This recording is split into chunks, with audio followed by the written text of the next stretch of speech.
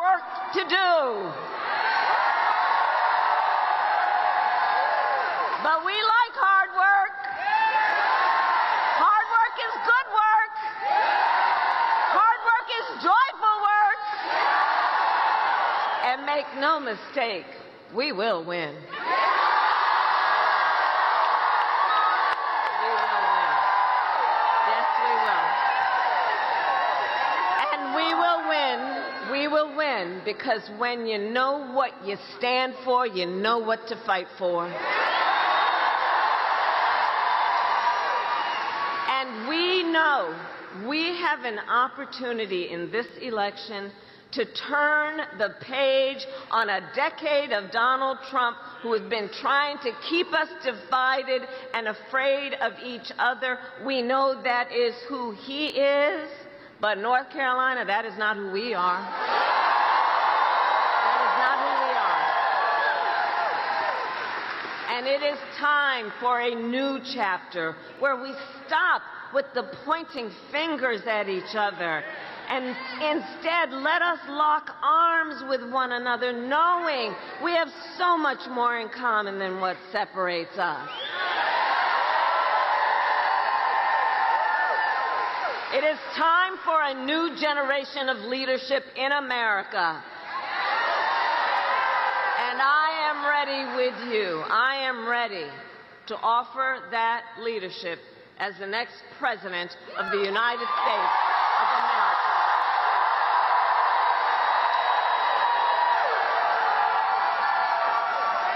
And North Carolina, you know, I've been here many, many times over the years, and you know this. I am not afraid of tough fights. For decades as a prosecutor and as the top law enforcement officer of our biggest state, I won fights against big banks that ripped off homeowners, against for-profit colleges that scammed veterans and students, against predators who abused women and children, against cartels that trafficked in guns and drugs and human beings. And if you give me the chance to fight on your behalf as president, there is nothing in the world that will stand in my way.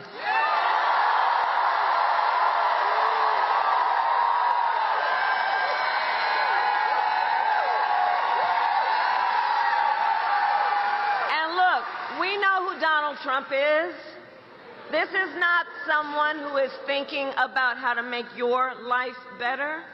This is someone who is unstable, obsessed with revenge, consumed with grievance, and out for unchecked power. In less than 90 days, either he or I will be in the Oval Office.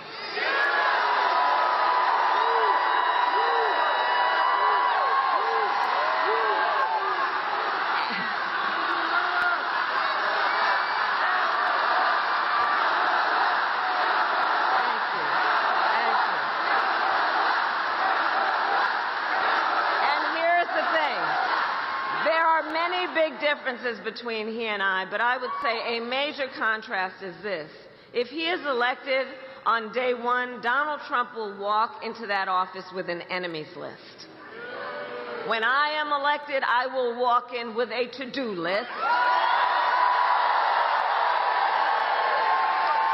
full of priorities about what I will get done for you, the American people. And at the top of my list is bringing down your cost of living. That will be my focus every single day as president. I will give a middle-class tax cut to over 100 million Americans. Enact the first ever federal ban on price gouging on groceries. Fight to make sure that hardworking Americans can actually afford a place to live. And if you are caring for an elderly parent, my plan will cover the cost of home care under Medicare. Arnold Schwarzenegger said on X today that he is endorsing Vice President Harris. Schwarzenegger said that he typically doesn't do endorsements and dislikes politics He also said that a second term for Donald Trump would create more division and negativity. Without mentioning Trump, Schwarzenegger said that rejecting election results is very un-American. He has frequently voiced his criticisms of Trump in the past. Moving on now, the Supreme Court today ruled that Virginia can purge suspected non-citizens from its voter registration polls. The decision is a win for Republican Governor Glenn Youngkin's administration. Now, this is one of the High Court's first significant decisions tied to next week's election. Virginia recently removed 1,600 people from voter rolls after checking data from the DMV. Youngkin's administration said this is a common sense way of ensuring non-citizens don't actually vote. The Biden administration and voting rights groups sued, saying the state cannot make systematic changes to voting rolls within 90 days of a federal election. The Supreme Court decision today reverses two prior rulings from lower courts. Youngkin called the High Court's order a victory for common sense and election fairness. Georgia's Secretary of State, Brad Raffensperger, gave an update today on early voting in the Peach State. That's right, more than 3 million voters have cast ballots so far. Now, there are some reports of voters waiting in line for more than 30 minutes at a few popular voting locations. But during early voting, you can vote in any of your county precincts that are open on early voting. On day 2, Trish and I, we went to a North Fulton library. We looked at the line. It looked like a 30-minute line, but actually I think it's probably a 20-minute line because we've done such a great job with our electronic poll pads of moving people through the lines. So what we did is we went to another library, voted in 7 minutes, and that's what you can do, in and out the door, and it's quick. Georgia's Director of Elections, Blake Evans, expressed gratitude to election officials. He said all 159 counties are working hard. I was in Paulding a couple of days ago, and they had several voters that were there in line, and I timed from the last voter from the time it took them in the back of the line to get to the front, and it was under 15 minutes, and that was during the lunch hour rush. So they're just doing a tremendous job. I expect as we get into today, tomorrow, and Friday that we're going to see those numbers go up again. Typically what we see in advance in-person voting is that the last day of voting ends up being very, very high as people try to get their vote cast. The last day to vote early in Georgia is November 1st, before Election Day, which is on November 5th. The Wisconsin Elections Commission chair explains how the early voting ballot will be counted and when the final tally will come out. We have had tremendous early voting turnout. Our early voting is technically early absentee voting. So when folks in Wisconsin go to vote early, they're actually filling out an absentee ballot at their clerk's office, and it goes directly to the clerk. As a result of that amazing turnout, it looks like we're going to have a lot of absentee ballots to count on election night. I suspect it will not take quite as long as 2020 because we don't have some of the COVID concerns that we did have then.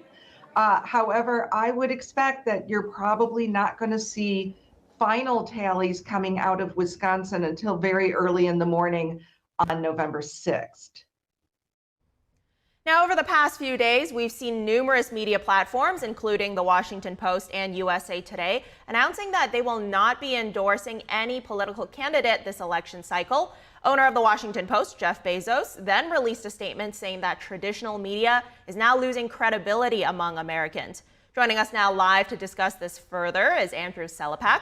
He's a social media professor at the University of Florida. Andrew, good afternoon. Good to see you. Good afternoon. Now, I want to talk about what Bezos mentioned in that article he wrote. Now, he points to the lack of credibility in traditional media as the reason for the growth of social media and other non-traditional forms of media, such as podcasts, and their growth as news sources. Now, do you see that being the case? Yes. Everything that he wrote in his op-ed, he basically said that trust in traditional media, legacy media, has been on the decline. He even said it wasn't that long ago that people had more trust in the media than they did in Congress, and that according to Gallup, that has changed as well, and that people now have more trust in Congress than Gallup. What he put in his op-ed, he made a couple different points, but I think one of the most significant parts is sort of the acknowledgement, which we don't often see from legacy media, that a lot of people don't trust what they're getting out of legacy media. And we see this play out where, you had Donald Trump, Kamala Harris, they weren't doing interviews with the Washington Post, the New York Times, USA Today. They were going on to Joe Rogan. They were going on to Call Her Daddy. They were going on to Theo Vaughn, Andrew Schultz.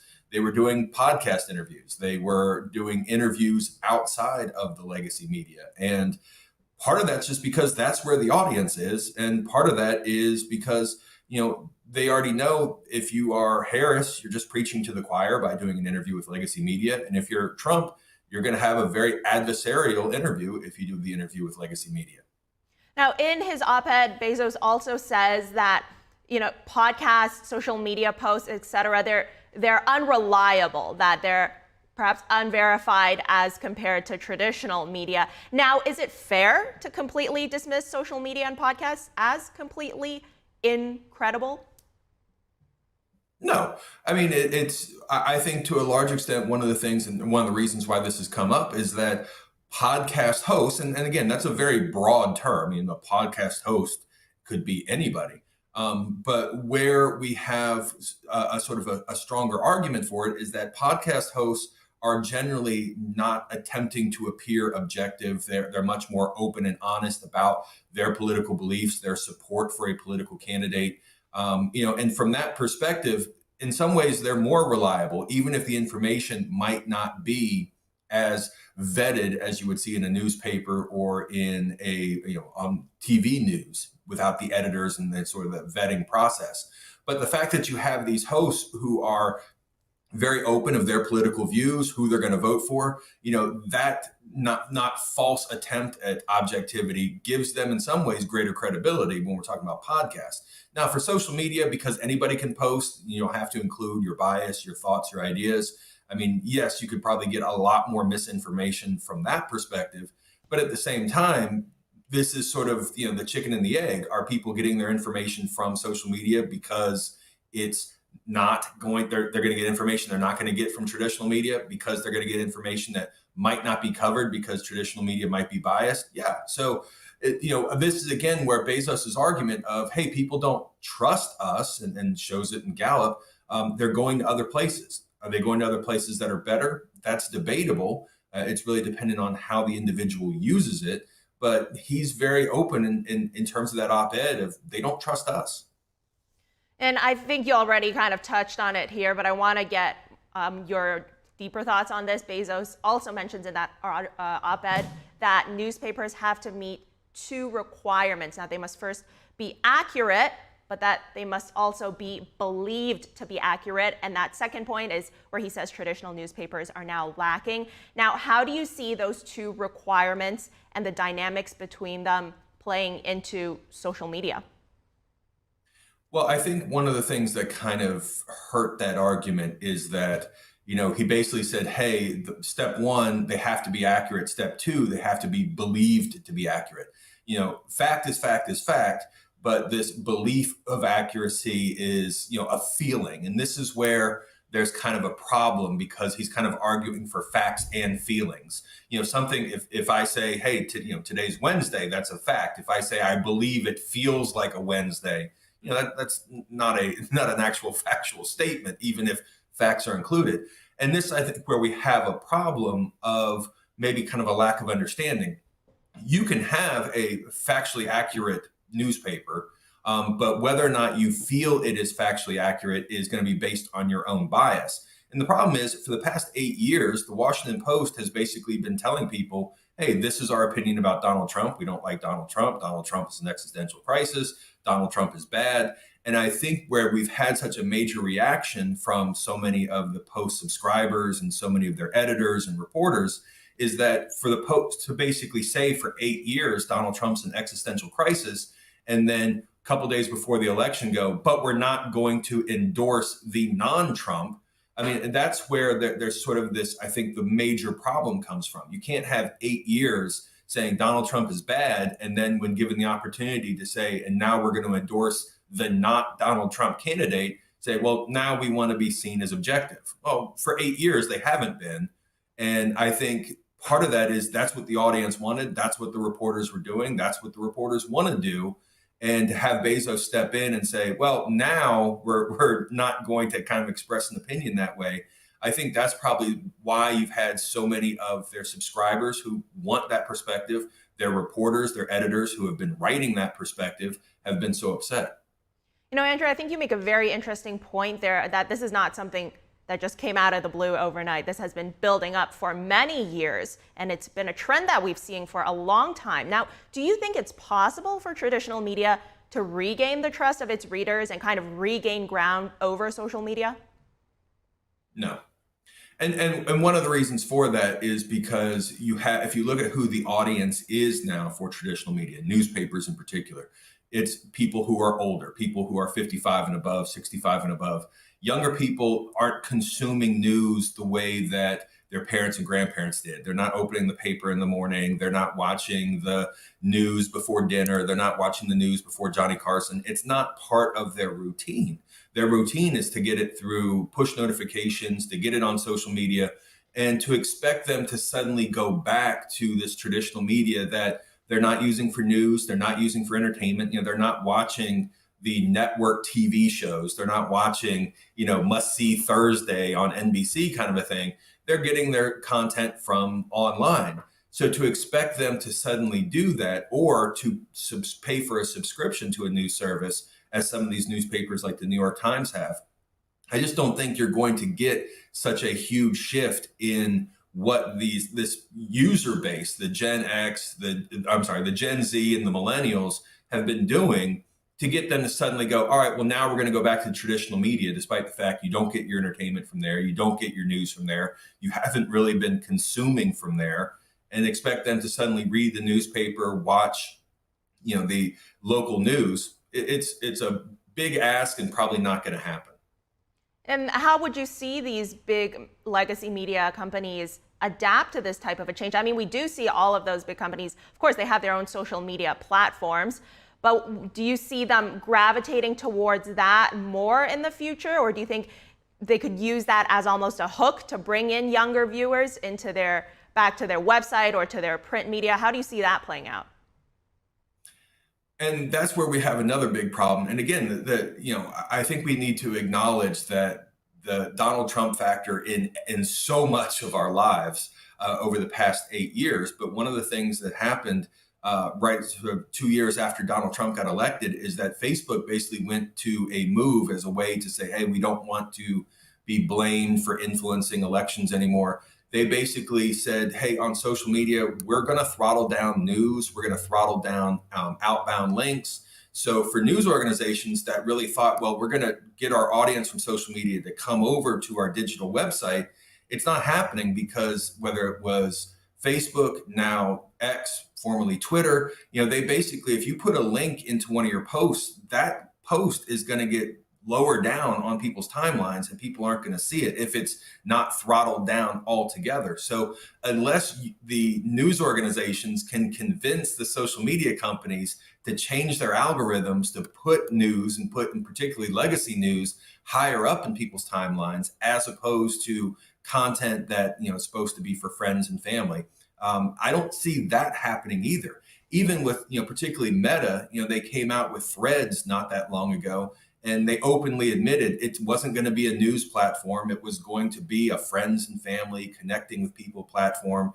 And they weren't going to promote. They weren't going to help. They weren't going to give more visibility to outbound links to legacy news. So unless you can convince Zuckerberg and Elon that legacy news is important and you need to change your algorithm to put it higher into people's timelines to drive traffic, that's not going to be a solution either. So what you have is basically a legacy news, a mainstream news, traditional news that is kind of really in a spot where you have people who don't trust them and they can't get traffic to their sites. Younger people aren't consuming it, and older people, just being honest, older people have less time on this earth where they're going to be continuing to consume that type of content. So for legacy media, traditional media, it's really a rough spot right now to try to figure out what the next thing's going to be. The New York Times is kind of one of the most successful in a way with keeping subscribers and growing subscribers. But a lot of those subscribers are coming not necessarily for the news content. They're getting recipes, they're subscribing for the crossword. They're subscribing for non-news content. So what you're going to see moving forward is that legacy media is going to continue to try to figure out how they can bring people in. And if they can't convince social media to make a change, and if they can't convince young people to change how they consume all content, entertainment and news content, I think that you're going to continue to see a lot of these issues pop up and a lot of legacy media continue to struggle. Very interesting to see this changing demographic and trend there, Andrew Selepak. Thank you for joining us today. Thank you. Coming up, the second largest voting district in the U.S. is tightening security for Election Day. Maricopa County officials in Arizona talk about the preparations, including rumors of placing snipers near election sites. We'll have that and more after this break.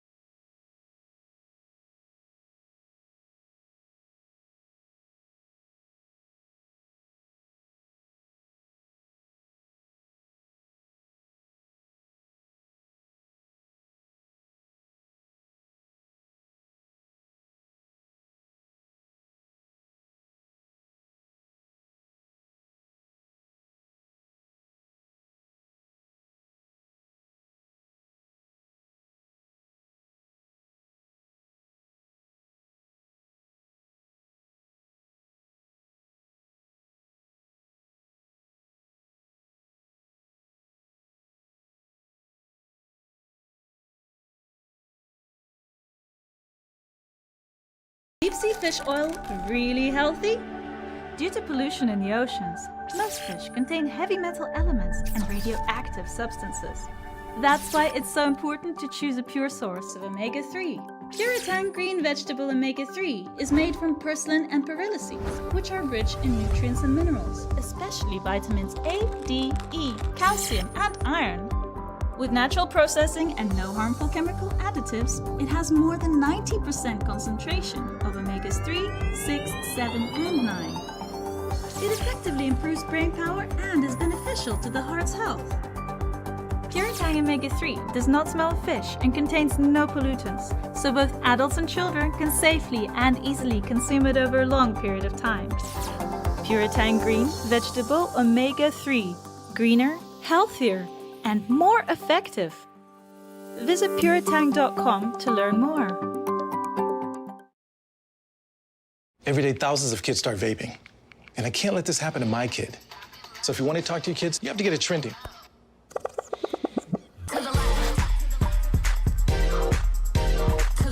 No, you're doing it wrong.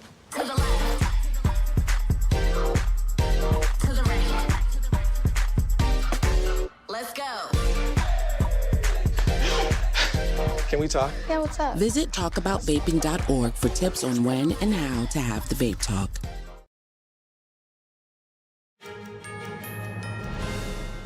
Thanks for staying with us. Arizona officials are addressing election security in Maricopa County this week. Now, that is the second largest voting jurisdiction in the entire U.S., and the county represents more than 60% of all registered voters in Arizona. Local officials now want to make sure the voting process is fair and square. NTD's Arian Pazdar has more on the plan for Election Day. It is concerning to see that this heightened sense of security. Maricopa County Sheriff Russ Skinner on Tuesday saying the voting district is getting national and even global attention ahead of the election next week. But he says there is no reason for concern. But I want you to rest assured that there has been immense planning for many, many years relative to this operation for democracy, to make sure that this community is safe, to make sure that those locations are safe. The sheriff also talked about theories regarding the deployment of snipers, which have been making the rounds. I don't discuss operational plans. I will say that I have resources. My resources and equipment are dialed up and ready to go. And this is very fluid as the environment and conditions dictate. The Maricopa County Director of Elections did give more details regarding the security measures they're taking at voting sites. We have permanent fencing as well as temporary fencing.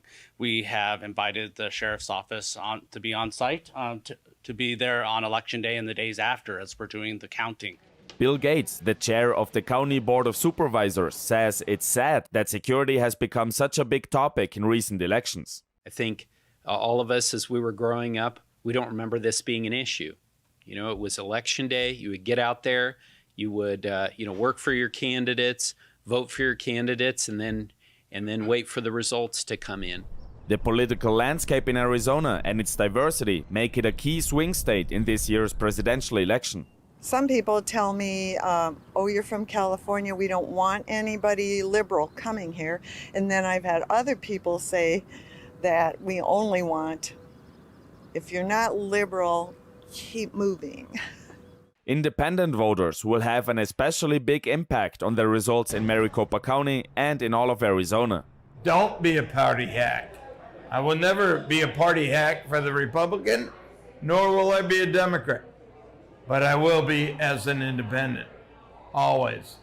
Be a patriot, love your country. Early voting in Arizona started earlier this month and ends on Friday.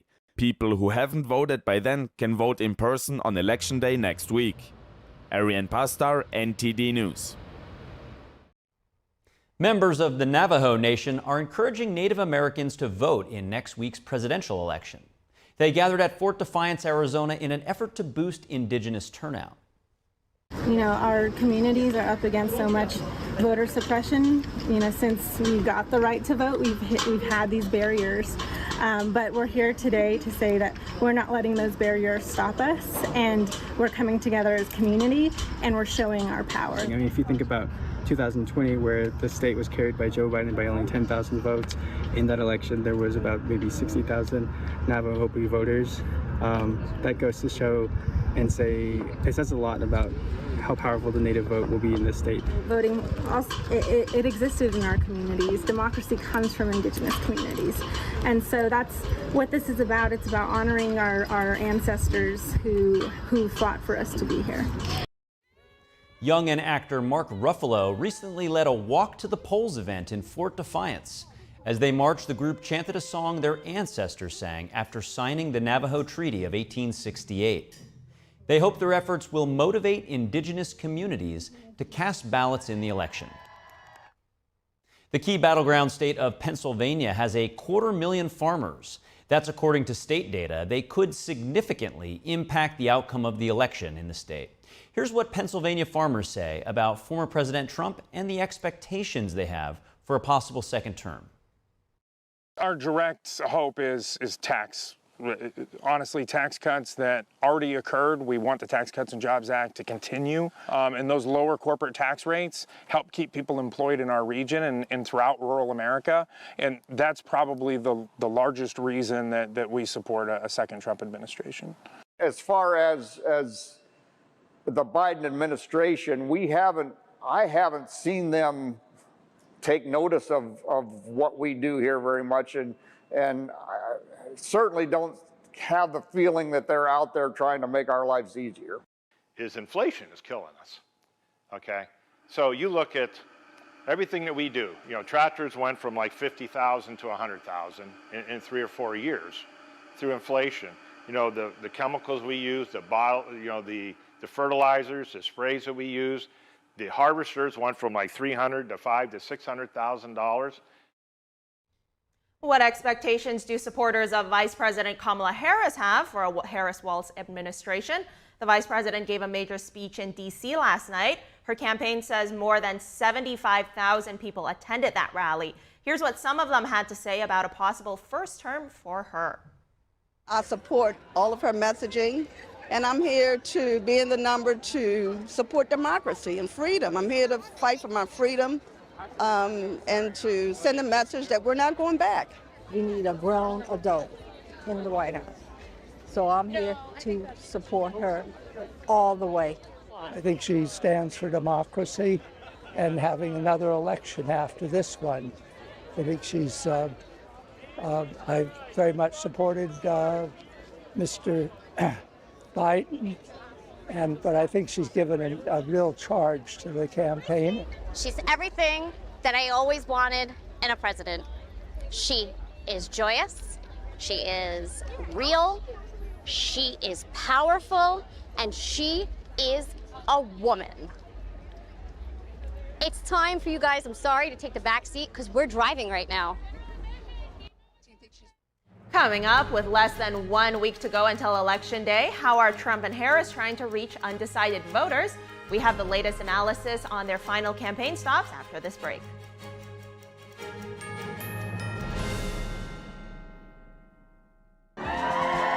The Kindness is Cool Video Awards are back for their second year. Record and nominate acts of kindness, both big and small, from individuals, families, and communities. Submit your videos on ganjingworld.com with the hashtag KindnessIsCool. Win a $10,000 grand prize and be featured on a New York Times Square billboard. Visit ganjingworld.com and start sharing today. Kindness is cool. Hey everyone, it's me, Sebastian, and it is a beautiful day today. We have so much to be grateful for, so just remember, if you see someone without a smile, give them one of yours. I just love inspiring people to be the best they can be, and the reason I'm able to inspire so many people is because people like you who inspire me with your support of Shriners Hospitals for Children. Since I was little, I've broken 100 bones, and I've had 19 surgeries. Shriners Hospitals for Children was with me every step of the way. But more than that, they've given me the confidence to know I can do whatever I set my mind to. Like right now, I've set my mind to sharing my smile with you. Did you get it? Because of people like you, I can play the violin. I can play piano. I can Irish dance. The help I get is only possible because of caring people like you who pick up the phone and call the number on your screen to make your monthly gift. And when you call or go online right now to donate $19 a month or more, we'll send you this adorable Love to the Rescue blanket as a thank you and a reminder of all the smiles you're bringing to kids' faces every day. Kids like me. And me. And me. And me. So what are you waiting for? You can inspire kids like me by visiting loveshriners.org. After all, you can't help everyone, but you can help someone. So let's go! Thank you. Thank you. Thank you for giving. Join me and bring a smile to the world with your monthly gift today. Please call now. If operators are busy, please call again or go to loveshriners.org right away. Join me and bring a smile to the world. We designed Native Path products to restore essential nutrients missing from the modern diet. This is what being on the path is all about. We're more than a health and wellness brand, we're a community. Visit getnativepath.com/NTD for your special offer.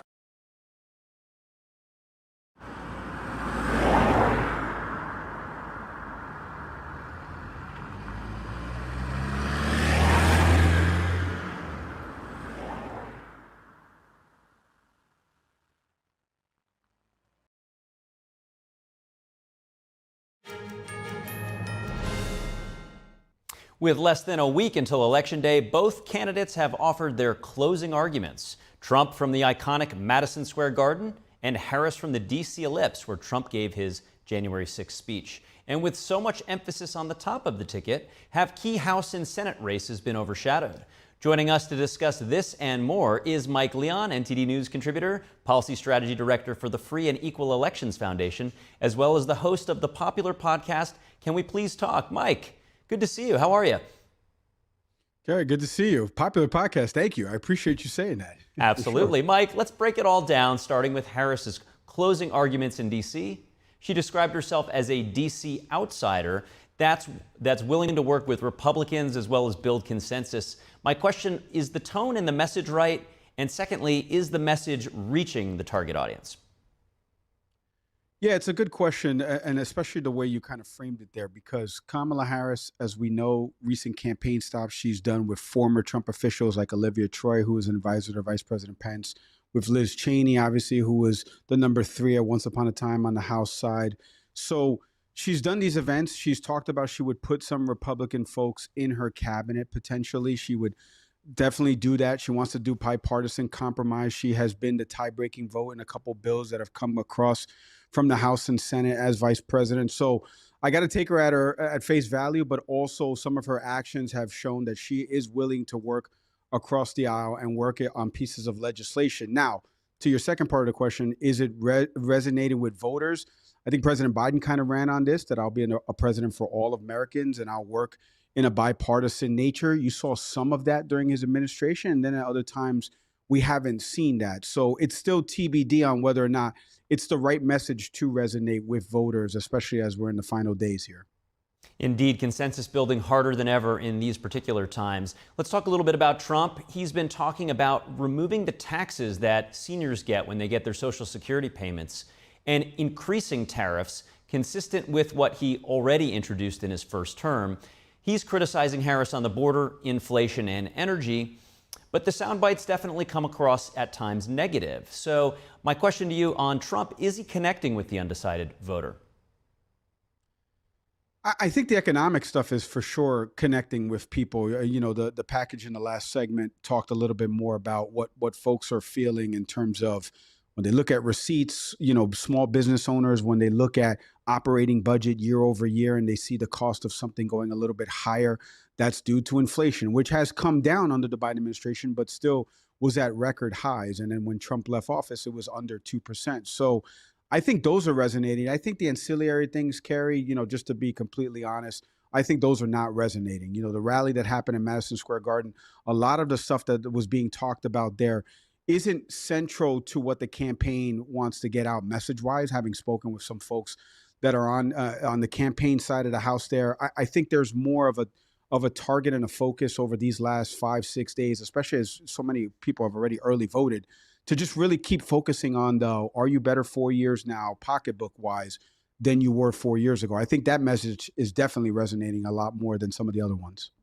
Got it. Let's move down ballot now. Which races should our viewers be most observant of? Yeah, this is great. And I love the way you framed it at the beginning of this, that people are not paying attention to the House and Senate. There's some key races that are going out there, especially in Nevada with Jackie Rosen and Sam Brown in a key Senate race. I know in New York District 1, John Avlon, who's a former CNN political analyst, is running for a House seat there against a Republican incumbent. And it's in a part of Long Island that's traditionally red, but could flip because John has been living there for a while. You have obviously the gubernatorial race in North Carolina that's going to be one to watch with the Democratic incumbent obviously not being able to run anymore. Yeah, and then you've got a bunch of different House and Senate seats all throughout the country that are going to flip the makeup of, you know, the margins that you need in the House to get over the 218 threshold and over the 51 threshold for Senate. That's going to impact legislation, folks, because whoever wins from the executive branch, they need the House and Senate to be either Democratic if Kamala Harris wins or Republican if former President Trump wins, or else we're just going to have another 2 years until the midterms of stalemates. So the down ballot races and how this affects everything is going to be something to watch. In addition to, there's a lot of referendums out there on a couple of different states. Here in Florida, abortion is on the ballot in Amendment 4. And there's going to be a bunch of those in a bunch of other states. So that's going to be something that's going to drive out, obviously, voting at the top of the ticket, but some of these ballot referendums and these key House and Senate races. Yes, the legislature is going to prove crucial to whichever president should take office. Mike, now I want to shift gears, though. Let's talk about the crown jewel of Pennsylvania and all its electoral votes. Pennsylvanians care deeply about all the top election issues.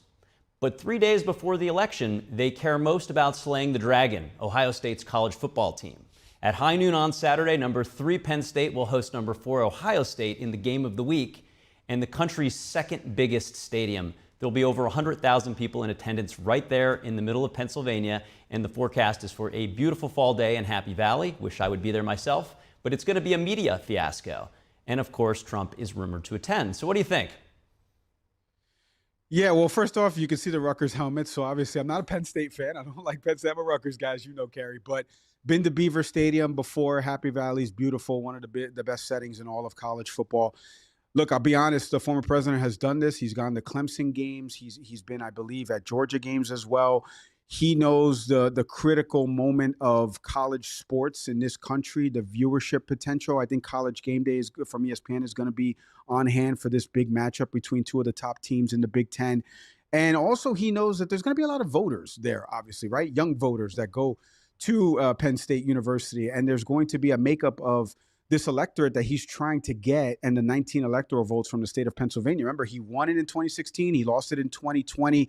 This is a huge battleground state for him. The comments that happened Sunday with respect to MSG and Puerto Rico, that didn't help. This could be something that maybe he thinks will offset that by going to meet voters at one of the biggest public events that's going to happen in the state. So smart of him to kind of hit a college football game and be able to go talk to voters, and the campaign can go out there and drive people to go vote this coming Tuesday.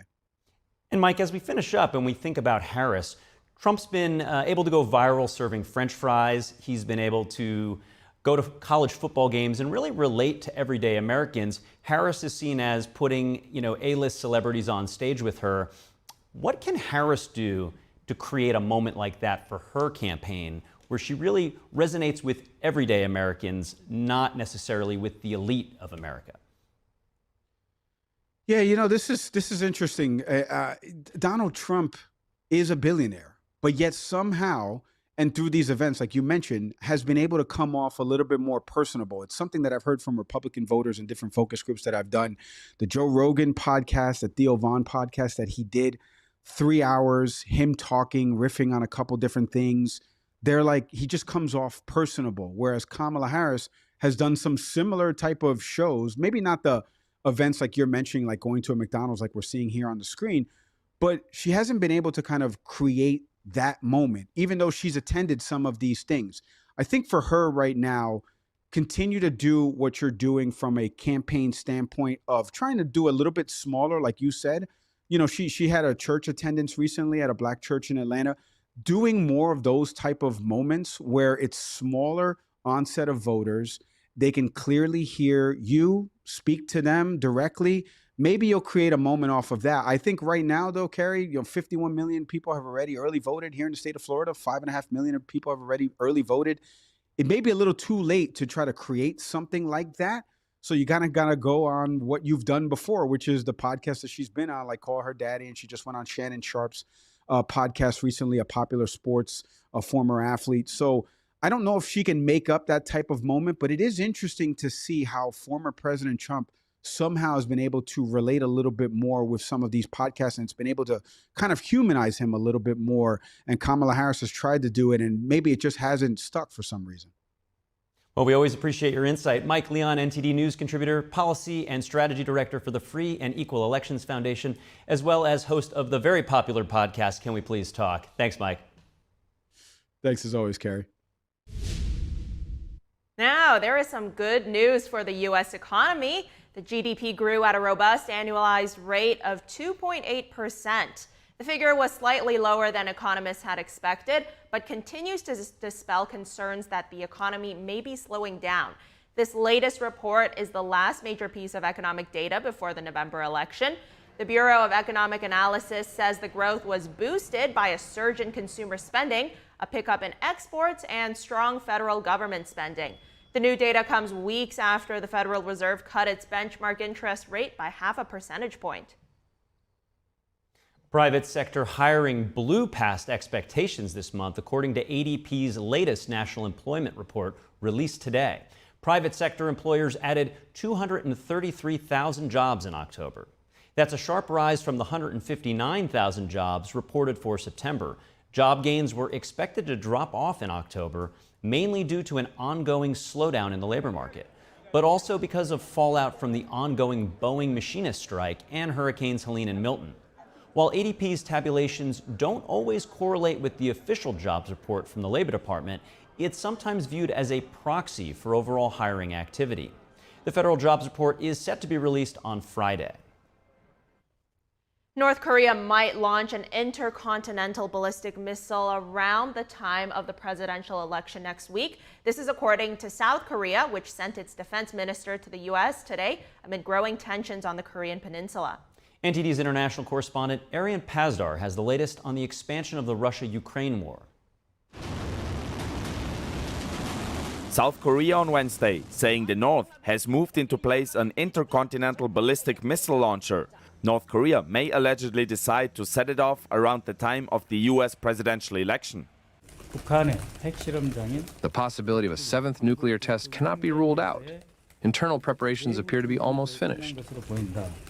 The lawmakers also commented on Russia's ties with North Korea, calling it a blood alliance. Now, these tests come as Pyongyang keeps strengthening ties with Russia. North Korea's foreign minister is in Moscow today, meeting Russian officials. That's as South Korea's defense minister is in the U.S., meeting counterpart Defense Secretary Lloyd Austin in D.C.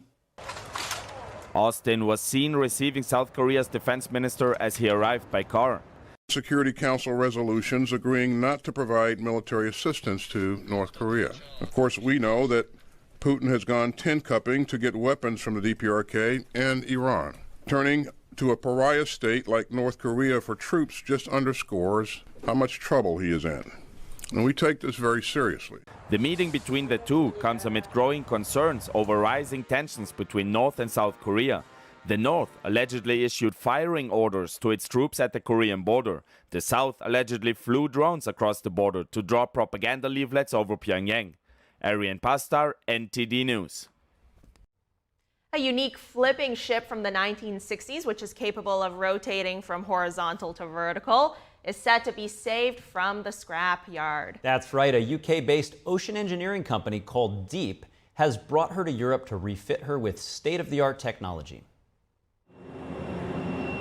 This unique flipping ship has been saved from the scrap heap, giving it a second life to continue its marine research. The ship, called Flip, is capable of rotating from horizontal to vertical.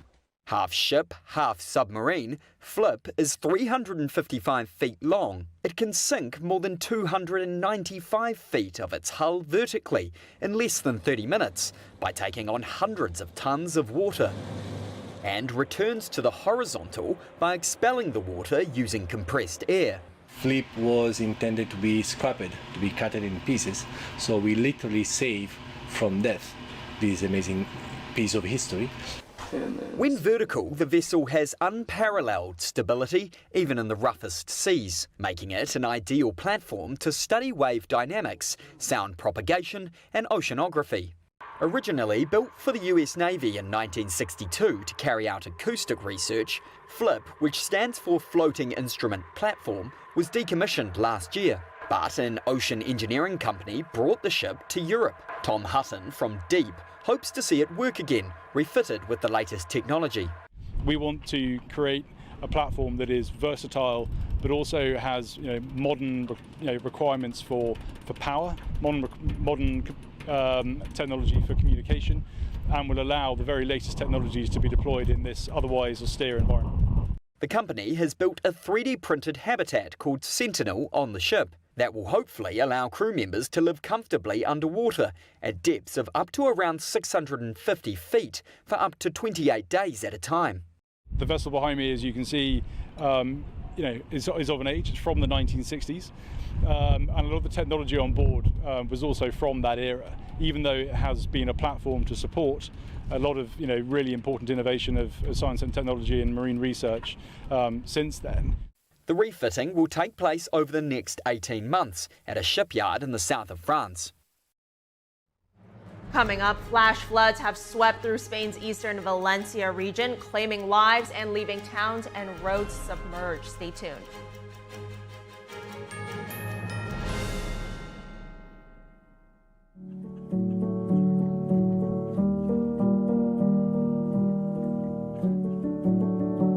A painting that has true beauty. I imagine it's like a door.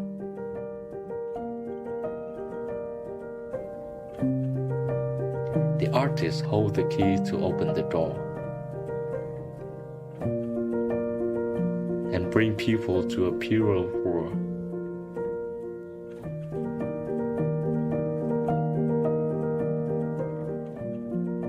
A world where people are more compassionate.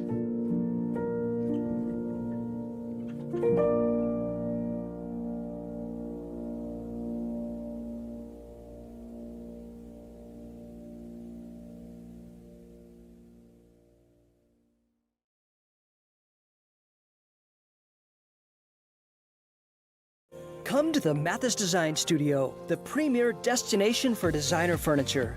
See the latest trends from top brands with heirloom quality pieces for every room in your house. Whether you're redecorating a single room or furnishing an entire home, we have the styles you'll love. Plus, enjoy fast, complimentary delivery.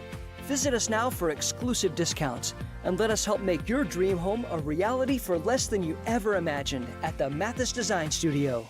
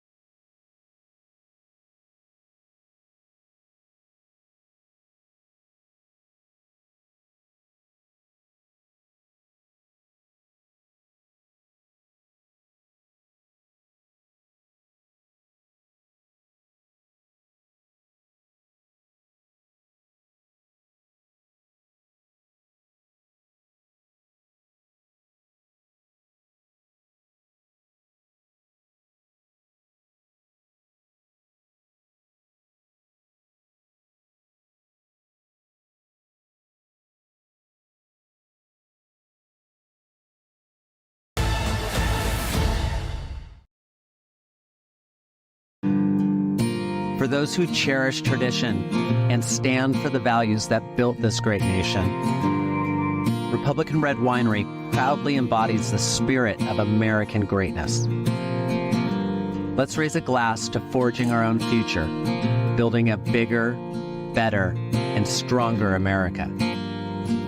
The best is yet to come.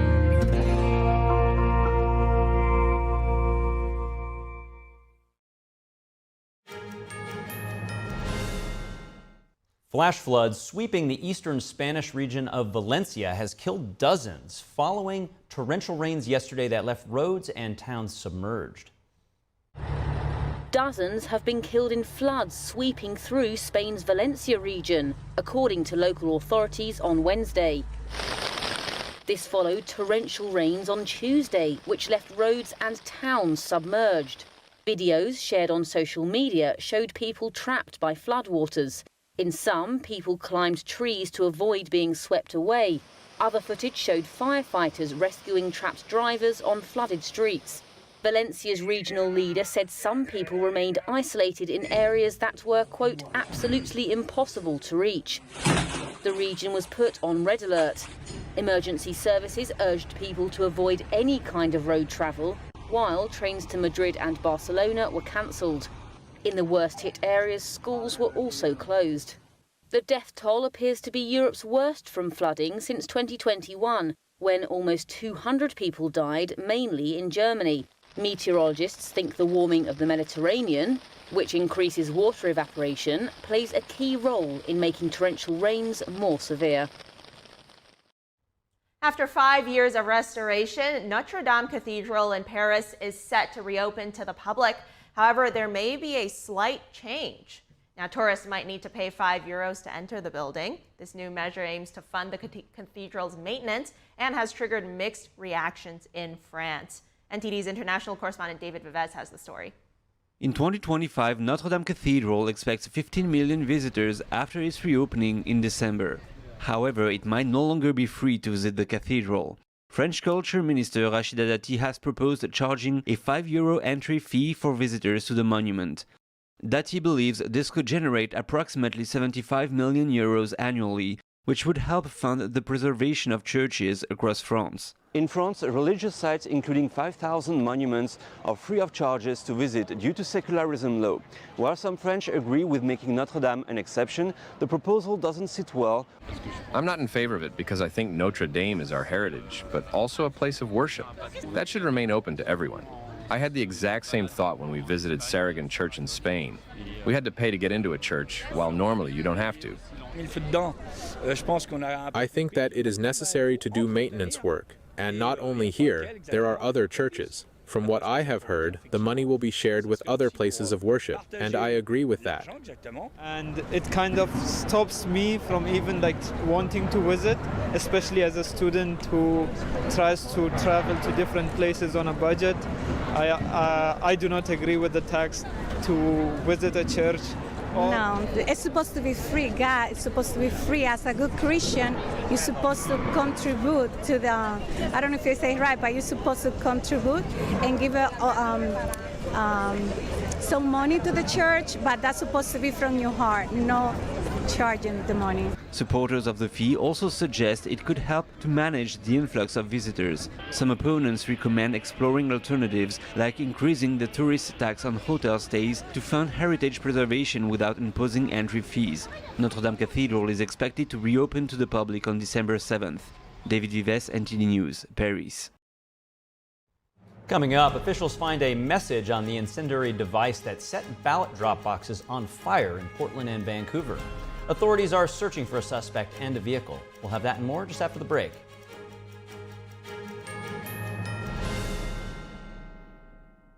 When I drink it, the first thing was I feel the warmth in my tummy. It's kind of like gently radiating out, a kind of a very comforting warmth. And it was really good, actually. I felt much better. I did feel, actually, an effect. And I find that it is actually better when I take it regularly. It's actually steamed and dried 9 times. And so it's really, the essence is really extracted. Then the second time, I tried it really like on an empty stomach and just 2 teaspoons of it, and over a few times. And wow, that was a big difference, because suddenly I could feel, wow, I was very good energized. I didn't have to eat. I could work outside in the garden for a couple of hours, and I still felt very well.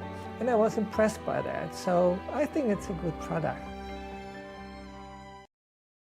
We all know that words have power. They set things in motion and make us happy or sad. But there's one word that stands out, because when people say it, lives are changed. It's not a big word. It's itsy bitsy. It's only 3 little letters. But when you say it, the life of a kid like me can be changed. So, what is this special word? It may surprise you. It's yes. Yes. Yes. Yes to becoming a monthly supporter of Shriners Hospitals for Children. That's right.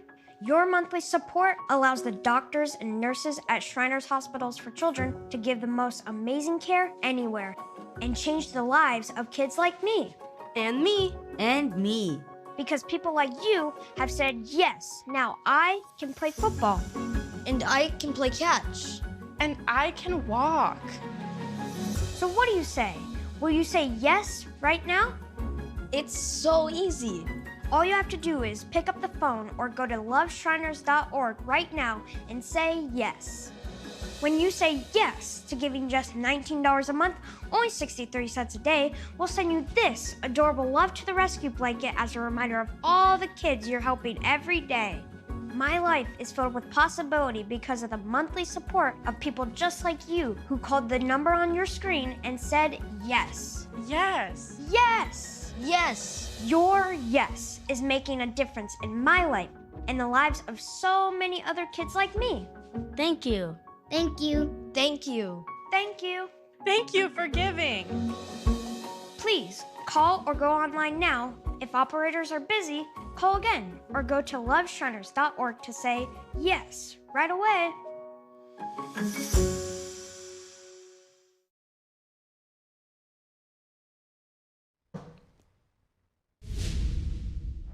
Welcome to NTD Newsroom. I'm Fiona G. I'm Carrie Dunst. Both presidential candidates are campaigning in battleground state North Carolina today. Vice President Kamala Harris will then head to Pennsylvania later this afternoon. And former President Trump will hold a campaign rally this evening in Green Bay, Wisconsin. A win for Virginia in its fight to purge suspected non-citizens from its voter rolls. More about the Supreme Court's decision. Officials find a message on the incendiary device that set ballot drop boxes on fire in Portland and Vancouver. The search for a suspect and a vehicle now underway. Georgia's Secretary of State provides an update on early voting in the Peach State. The presidential battleground could help swing the election on Tuesday. Republican senatorial candidates are closing the margins in key crucial battleground states 6 days ahead of the election. North Korea reportedly planning to launch intercontinental ballistic missiles around the time of the presidential election next week. The news comes as South Korea's defense minister is in the U.S. today amid growing tensions with the North. Thousands of hidden structures in Mexico's jungle have been discovered. The ancient settlements date back nearly 1,500 years.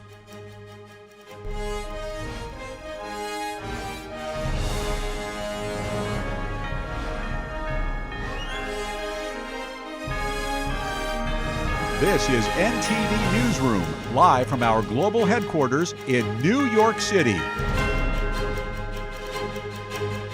Vice President Kamala Harris held a campaign rally in North Carolina today as she tries to sway voters ahead of Tuesday's presidential election.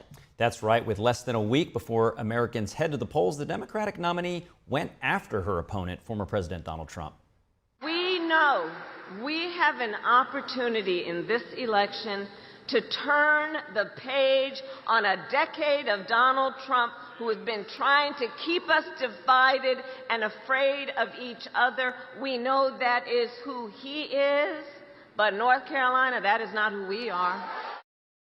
Harris also called for a new generation of American leadership. The vice president told the audience that she is not afraid of tough fights and pointed to her experience as a prosecutor. Vice President Kamala Harris responded to questions today after President Joe Biden called Donald Trump's supporters garbage last night. The Democratic presidential nominee tried to distance herself from the comment as Election Day approaches. First of all, he clarified his comments, but let me be clear, I strongly disagree with any criticism of people based on who they vote for. You heard my speech last night and continuously throughout my career. I believe that the work that I do is about representing all the people, whether they support me or not. And as President of the United States, I will be a president for all Americans, whether you vote for me or not. Biden was criticizing Trump's recent Madison Square Garden rally while Harris was delivering a speech near the White House. The president expressed anger at a joke from a comedian that described Puerto Rico as an island of garbage. Biden responded by appearing to say, quote, "The only garbage I see floating out there is his supporters." The White House quickly claimed that the incumbent was talking about the rhetoric at Trump's rally, not those who are voting for him. Harris was then asked about immigration. We need to strengthen the border and put more resources at the border, which is why I support the bipartisan bill that Donald Trump killed that would have otherwise put 1,500 more border agents at the border, put more resources into prosecuting transnational crime, and would very importantly put more resources into stemming the flow of fentanyl, which is killing people around the country. And when I am elected president, I will bring that bill back and I will sign it into law. I also have done the work and in my policy going forward will strengthen what we need to do to deal with, for example, illegal entries between ports of entry. Still staying on election news, we are seeing yet more speeches and more campaign events from both candidates. Joining us now to discuss more about these events is Amber Duke. She's a Washington editor of The Spectator and Steamboat Institute Tony Blankley Fellow. Amber, thank you for joining us. Good afternoon. Let's start with Harris's speech at the Ellipse yesterday. Let's roll the soundbite.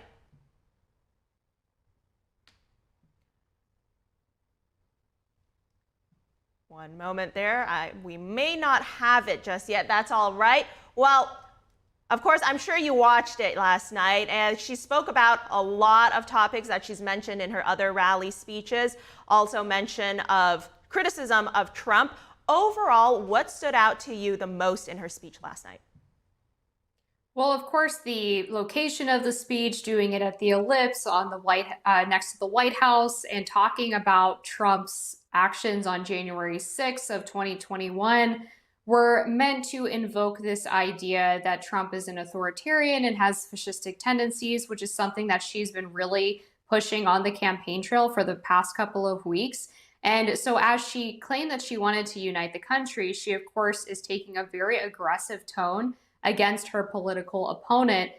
So that was something that really stood out to me, the fact that she is simultaneously trying to marry this idea of being the candidate of joy and moving forward, while also focusing on something that happened 4 years ago and that a lot of Americans don't have very strong opinions about at this point in the race. The top issues are things like the economy, immigration, and abortion, which is a winning issue for Kamala Harris. She's talked about that on the trail as well. But we have seen a marked shift in her campaign's tone over the past couple of weeks in attacking Trump for his supposed character defects and what he will allegedly do to democracy if he gets elected for a second term. And I want to touch on a little more. You mentioned the venue, right? This was where Trump made his January 6th speech almost 4 years ago. Now, watching things unfold that day, many thought Trump's political career might have been over. But here we are 4 years later. He's still in the race and by some polls, the favorite to win. What can you say about that? Right. Well, as I said, this is not something that voters are really focused on right now. They understand, looking back at that day 4 years ago, that Trump did tell his supporters to protest peacefully and patriotically. I was actually at his speech that day covering it as my role as the Washington editor of The Spectator. There was no point where myself or the people standing around me in the crowd were under the impression that there was some grand master plan to have an insurrection at the Capitol. And we also know that people had already been marching to the Capitol while Trump's speech was still ongoing before he had even finished. So I think Americans understand that. I think they know that this is a lot of political gamesmanship and trying to pin the actions of some unruly people on the former president. And they're more worried right now about the issues that are affecting them and their families and not about what Trump allegedly did almost 4 years ago. Now, speaking more about Trump, he was in Allentown, Pennsylvania last night. How did you see his messaging differ or relate to Harris's messaging in her closing statement? Right. Well, he's certainly been giving as good as he's been getting. The two really taking off the gloves in these final days before Election Day, trying to make the case that their opponent is worse than they are. And it's reflected in the polls that most people are not super happy with the two choices that they have at the top of the ticket. So it really is, in a lot of people's minds, the lesser of two evils and who they think is going to deliver the best policy solutions. And I think that was one of the mistakes early on from the Kamala Harris campaign, was thinking that it was a quote unquote vibes election when it really is a policy election. And what they have to bank on is that the abortion issue is going to be more salient than it's being shown as in polls, and that they can develop some kind of trust from voters that Kamala Harris is going to differ significantly from Biden on the issues of the economy and immigration. Now, there is an interesting thing, which is there's a large Hispanic majority in Allentown. Now, how is Trump faring with that demographic? Right. Well, of course, there was backlash to a comedian's comments about the island of Puerto Rico, making a joke about the island's trash problem. That was really pushed hard by the Kamala campaign as well as the media, trying to blame Trump for the comedian's comments and suggesting that he doesn't respect the people of Puerto Rico, going back to his hurricane response back when he was in his first term in the White House. And you've seen several prominent Puerto Ricans come out with endorsements for Kamala Harris, including Bad Bunny and Jennifer Lopez. And the question is if that message is resonating with people on the ground in these swing states, and if it's one breaking through, and if they really care as much as the people coming from up top in the campaigns are telling them that they're supposed to care. We won't really know that until we see Election Day turn out. Right, and we are, of course, less than a week away from Election Day now. How important do you see these final few days being for the candidate? I mean, do they still have a chance of swaying a significant amount of voters? Do you think most voters have already made up their minds? What are we seeing? With any campaign, you are going all the way through Election Day, pedal to the metal to make sure that your supporters who are voting on Election Day are still coming out. And although early voting was extremely popular this year, there were record-setting numbers in pretty much every swing state. There are some places where Election Day turnout is going to make a big difference. I mean, just looking at Pennsylvania, you see that the Republicans have a pretty significant deficit heading into Election Day. So they have to perform probably better than expected in order to win that state. In other places like Nevada, they're overperforming expectations, and Republicans are actually turning out early more significantly than ever before. And then, of course, we don't know what proportion of those people are early day voters who just switched to early voting, or if these are really part of a new coalition. So there's a lot of moving parts here. The campaigns are not going to want to bank on just the early vote at this point because they don't really know exactly who these voters are, whether or not they would have turned out on Election Day, how much of their voter base is still left to turn out on Election Day, and if they have enough to overcome a potential deficit. This is a really new election in a lot of ways. In 2020, there were different rules due to COVID, but the Republicans did not push early voting like they did this time around. So that's something that they're going to be wanting to make sure they have a cushion, sure, heading into Election Day, but they're by no means taking their foot off the gas. And Amber, of course, we are seeing both candidates still on that campaign trail. Are we getting any new information or policies from these events? I mean, what are you seeing from the strategies? Are there more effective ways for the candidates to be reaching those voters in this last week? At this point, voters are not as motivated by policy changes because they've heard, for the most part, the policy visions of the two candidates, although I would argue that the Harris campaign waited quite a while before they released her policy platform. But generally speaking, at this point in the game, it's about getting your supporters to turn out and vote for you. It is very difficult and very expensive from a campaign perspective to change a voter's mind, especially this late in the game. You typically need to have 3, 4, 5, maybe even more contacts with a voter for that process to happen. Whereas if you have an ardent supporter who hasn't gone to the polls yet, it's a lot easier to reach out to them maybe once or twice and motivate them to actually show up and vote for you, either early or on Election Day. So right now, this is not a war of changing minds or building a new coalition. Right now, this is a war of attrition. Now, based on everything you're mentioning there, final thoughts here. What is the final message that both Trump and Harris need to leave with voters to make a lasting impression? Well, they definitely need to motivate their own base of supporters by convincing them that their policy priorities are going to be at the top of the list when they take office. And they also have to just avoid being so toxic that independent voters who are leaning their direction are deciding to stay home. Well, Amber Duke, thank you for joining us today. Great insight. Thank you. Moving on now, what expectations do supporters of Vice President Kamala Harris have for a potential Harris-Walz administration? Well, the vice president gave a major speech in D.C. last night, and her campaign says more than 75,000 people attended that rally. Here are what some of them had to say about a possible first term for Harris. I support all of her messaging, and I'm here to be in the number to support democracy and freedom. I'm here to fight for my freedom and to send a message that we're not going back. We need a grown adult in the White House. So I'm here to support her all the way. I think she stands for democracy and having another election after this one. I think she's, I very much supported Mr. Biden, but I think she's given a real charge to the campaign. She's everything that I always wanted in a president. She is joyous, she is real, she is powerful, and she is a woman. It's time for you guys, I'm sorry, to take the back seat because we're driving right now. Arnold Schwarzenegger said on X today that he's endorsing Vice President Harris. Schwarzenegger said that he typically doesn't do endorsement and also dislikes politics. He also said a second term for Donald Trump would create more division and negativity. Now, without mentioning Trump, Schwarzenegger said that rejecting election results is very un-American. He has frequently voiced his criticisms of Trump in the past. Former President Donald Trump is holding a campaign rally in Rocky Mount. The event takes place in the battleground state of North Carolina. This week, Kamala has been comparing her political opponents to the most evil mass murderers in history. And now, speaking on a call for her campaign last night, Joe Biden finally said what he and Kamala really think of our supporters. He called them garbage.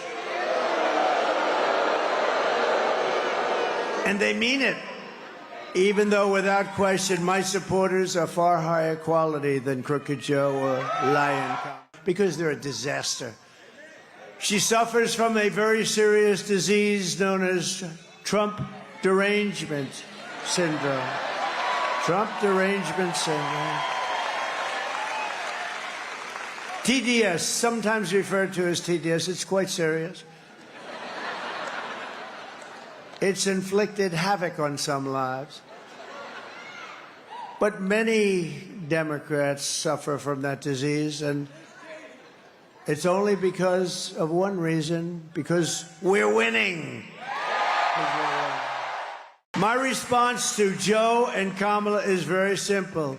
You can't lead America if you don't love Americans. You just can't. And you can't be president if you hate the American people. And there's a lot of hatred there. Trump spoke in North Carolina for about 1.5 hours before heading to the next campaign event in Green Bay, Wisconsin.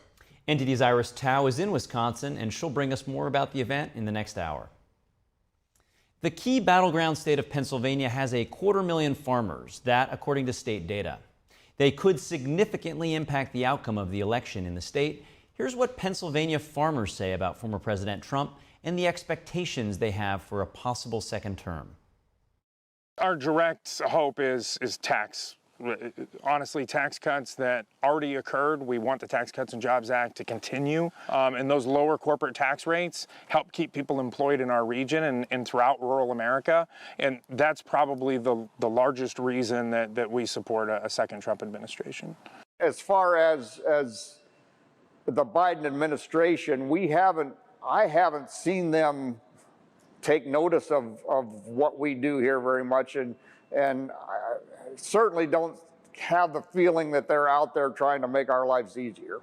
Is inflation is killing us, okay? So you look at everything that we do. You know, tractors went from like 50,000 to 100,000 in 3 or 4 years through inflation. You know, the chemicals we use, the fertilizers, the sprays that we use, the harvesters went from like $300,000 to $500,000 to $600,000. Coming up, officials find a message on the incendiary devices that set ballot drop boxes on fire in Portland and Vancouver. The search is on now for a suspect and a vehicle. Republican senatorial candidates are closing the margins in key crucial battleground states 6 days ahead of the election. We'll have that and more after the break.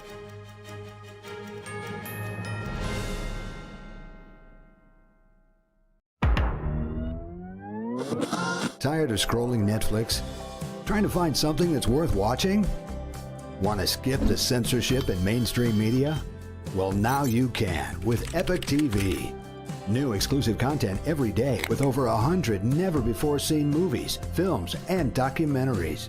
Available and streaming now at your fingertips. For a limited time now, you can get 60% off Epic TV by subscribing or upgrading to a yearly plan. Plus, get an additional $10 credit to rent featured movies on Epic Cinema today. Skip mainstream narratives and find quality family entertainment from the comfort of your very own home. Say no to big tech and subscribe to Epic TV.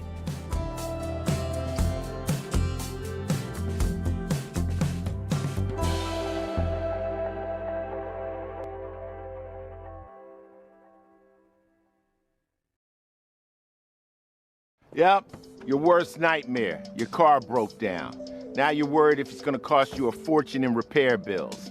Unless you already called CarShield, the legit #1 auto protection company in the country. When you're protected with a plan through CarShield, the process is smooth like ice and done in as little as 3 steps. 1. First, the tow truck takes your car to the shop. The cost of towing, covered when you got a plan through CarShield. Next, you probably need to get around while your vehicle's being repaired, right? 2. Plans through CarShield have rental car options too. Then comes the best part. 3. When you pick up your vehicle, you don't have a big repair bill to worry about. CarShield administrators get your covered repairs paid directly to the shop, so you're back on the road with no worries.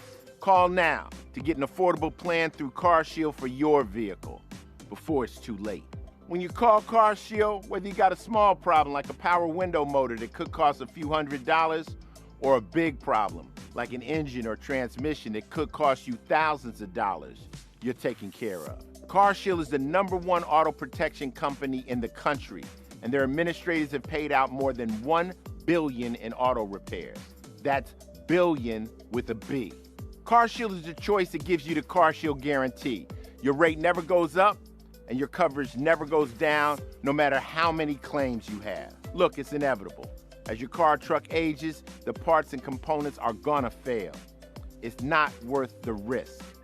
Call CarShield now. Waiting until your car breaks down is too late. Call CarShield for coverage on up to 5,000 parts and get the CarShield guarantee, where your rate never goes up and your coverage never goes down, no matter how many claims you have. Call 800-964-6759. 800-964-6759.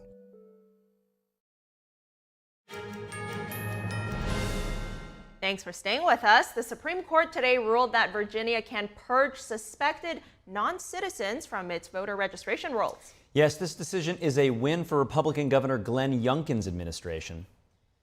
This is one of the High Court's first significant decisions tied to next week's election. Virginia recently removed 1,600 people from voter rolls after checking data from the DMV. Youngkin's administration said this is a common sense way of ensuring that non-citizens do not vote. However, the Biden administration and voting rights groups sued, saying the state cannot make systematic changes to voting rolls within 90 days of a federal election. The Supreme Court decision today reverses 2 prior rulings from lower courts. Youngkin called the High Court's order a victory for common sense and election fairness. Georgia's Secretary of State Brad Raffensperger gave an update today on early voting in the Peach State. Yes, more than 3 million voters have cast ballots so far. Now, there are some reports of voters waiting in line for more than 30 minutes at a few popular voting locations. But during early voting, you can vote in any of your county precincts that are open on early voting. On day 2, Trish and I, we went to a North Fulton library. We looked at the line. It looked like a 30-minute line, but actually I think it's probably a 20-minute line because we've done such a great job with our electronic poll pads of moving people through the lines. So what we did is we went to another library, voted in 7 minutes, and that's what you can do, in and out the door, and it's quick. Georgia's Director of Elections, Blake Evans, expressed gratitude to election officials. He said all 159 counties are working hard. I was in Paulding a couple of days ago, and they had several voters that were there in line, and I timed from the last voter from the time it took them in the back of the line to get to the front, and it was under 15 minutes, and that was during the lunch hour rush. So they're just doing a tremendous job. I expect as we get into today, tomorrow, and Friday that we're going to see those numbers go up again. Typically what we see in advance in-person voting is that the last day of voting ends up being very, very high as people try to get their vote cast. The last day to vote early in Georgia is November 1st, before Election Day, which is on November 5th. The Wisconsin Elections Commission chair explains how the early voting ballot will be counted and when the final tally will come out. We have had tremendous early voting turnout. Our early voting is technically early absentee voting. So when folks in Wisconsin go to vote early, they're actually filling out an absentee ballot at their clerk's office, and it goes directly to the clerk. As a result of that, amazing turnout, it looks like we're going to have a lot of absentee ballots to count on election night. I suspect it will not take quite as long as 2020 because we don't have some of the COVID concerns that we did have then. However, I would expect that you're probably not going to see final tallies coming out of Wisconsin until very early in the morning on November 6th. There's less than a week now until Election Day. Early voting is ramping up as voters strive to make sure that their voices are heard. NTD's Daniel Monahan breaks down voting trends and other developments in the election.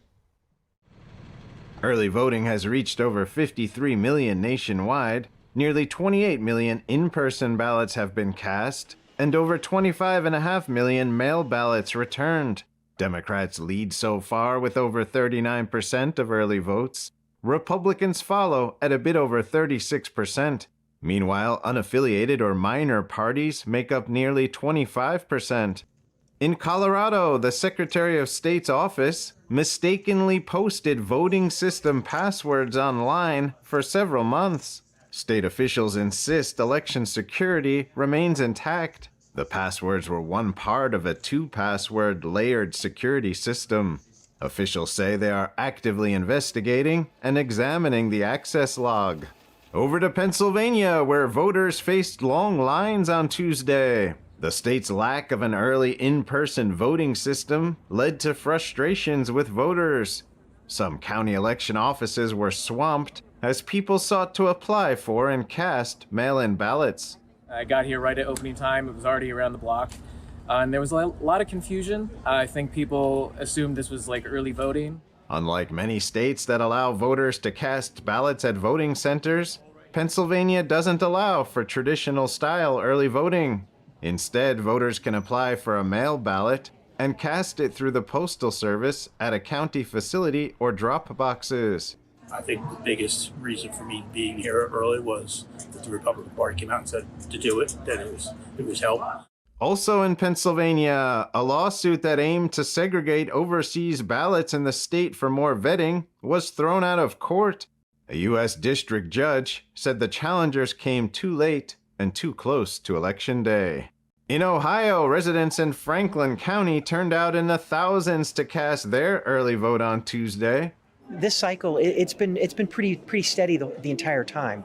To the extent that you see behind me, that usually happens about when we get to about a week out. The long lines were unexpected by some. I was surprised. I was thinking like, I'm gonna just go in and out. Well, I just thought that the crowd would be a lot smaller than what it is now, but I would never wait for the last minute. I always come and vote earlier. And over to California, where election workers are busy processing and counting the ballots of Los Angeles County voters. The Sheriff's Department provides K-9 units to scan for any suspicious substances. That enables us to, if that were to happen, to isolate that and go into an investigative process. The latest Real Clear polling averages for battleground states show former President Trump slightly leading in all states except for Michigan. Vice President Harris is up 0.5% in the state. Daniel Monahan, NTD News. An official said that devices used to create fires at ballot drop boxes in Portland and Vancouver this week were marked with the message, "Free Gaza." Investigators are searching for a suspect and a vehicle believed to be linked to the arson. The official said a third device placed at a different drop box in Vancouver earlier this month carried the words, "Free Palestine." The arson attacks destroyed hundreds of ballots in Vancouver on Monday. The official said authorities are investigating if the person who left the devices had any pro-Palestinian views or just wanted to create confusion. Surveillance images show a vehicle pulling up to a Portland drop box before a fire was then discovered inside of it. Police described the suspect's vehicle as a black or dark-colored 2001 to 2004 Volvo S60. No arrests have yet been announced. Election officials in Florida have terminated a worker after a box containing early voting ballots was found on the street. A driver in South Florida found the box Monday after it fell off the back of a truck. Officials said an election worker forgot to lock the back of the vehicle. Election staff said all the seals in the box were intact and nothing had been tampered with. The incident took place near the Southdale Regional Library in Cutler Bay. The library is an early voting site. Officials ruled the incident an accident, but said they have fired the worker responsible. Arizona officials are addressing election security in Maricopa County this week. It is the second largest voting jurisdiction in the entire United States, and the county represents more than 60% of all registered voters in the state of Arizona. Local officials now want to make sure that the voting process is fair and square. NTD's Arian Pazar has more on the plan for Election Day. It is concerning to see that this heightened sense of security. Maricopa County Sheriff Russ Skinner on Tuesday saying the voting district is getting national and even global attention ahead of the election next week. But he says there is no reason for concern. But I want you to rest assured that there has been immense planning for many, many years relative to this operation for democracy, to make sure that this community is safe, to make sure that those locations are safe. The sheriff also talked about theories regarding the deployment of snipers, which have been making the rounds. I don't discuss operational plans. I will say that I have resources. My resources and equipment are dialed up and ready to go. And this is very fluid as the environment and conditions dictate. The Maricopa County Director of Elections did give more details regarding the security measures they're taking at voting sites. We have permanent fencing as well as temporary fencing. We have invited the sheriff's office to be on site, to be there on Election Day and the days after as we're doing the counting. Bill Gates, the chair of the County Board of Supervisors, says it's sad that security has become such a big topic in recent elections. I think all of us, as we were growing up, we don't remember this being an issue. You know, it was Election Day. You would get out there, you would work for your candidates, vote for your candidates, and then wait for the results to come in. The political landscape in Arizona and its diversity make it a key swing state in this year's presidential election. Some people tell me, oh, you're from California, we don't want anybody liberal coming here. And then I've had other people say that we only want, if you're not liberal, keep moving. Independent voters will have an especially big impact on the results in Maricopa County and in all of Arizona. Don't be a party hack. I will never be a party hack for the Republican, nor will I be a Democrat. But I will be as an independent. Always. Be a patriot.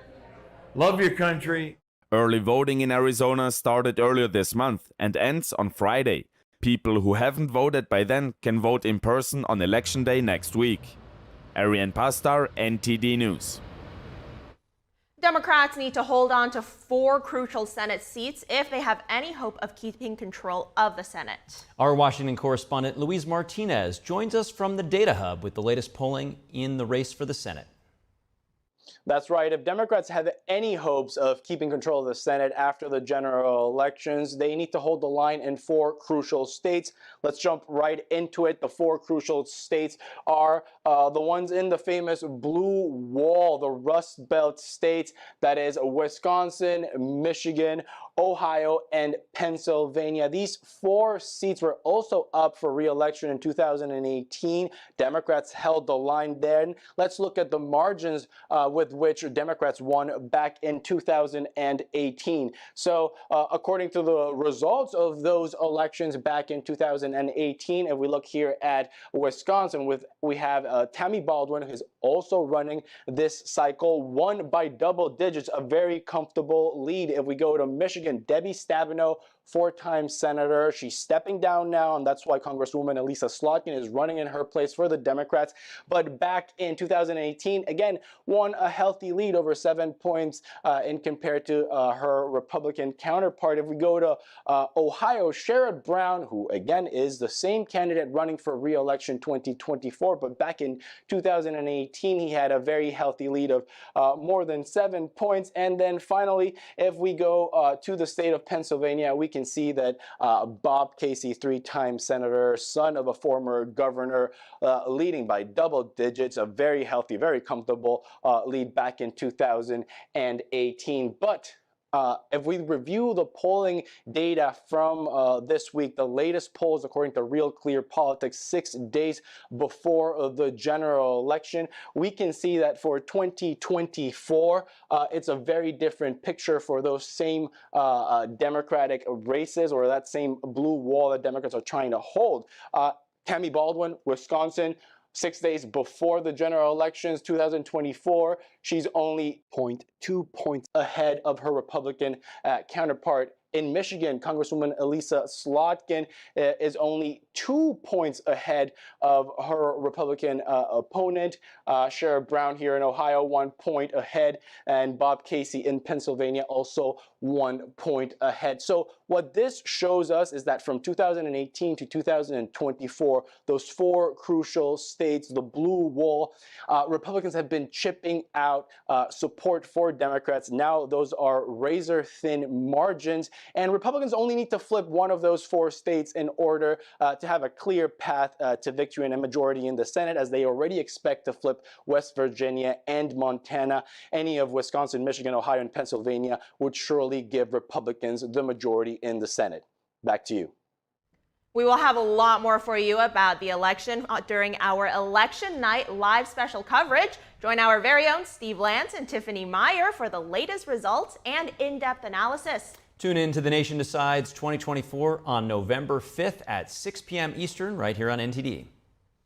When we come back, North Korea might allegedly launch an intercontinental ballistic missile around the time of the presidential election next week. That's right. This news comes as South Korea's defense minister is in the U.S. today amid growing tensions with the North. And the U.S. military strikes several ISIS camps in Syria. They target multiple locations and senior leaders of the terrorist group. Stay tuned for that after this short break.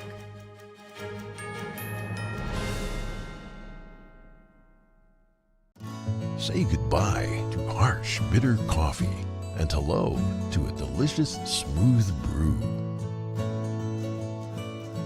With specialty quality beans, expertly roasted in-house, you'll taste the difference with every sip. Fermented with a blend of 50 enzymes, Dave's Coffee delivers a rich brew like no other. Made with the highest grade specialty beans available, you're sure to taste the difference. Elevate your morning with Dave's enzyme fermented coffee.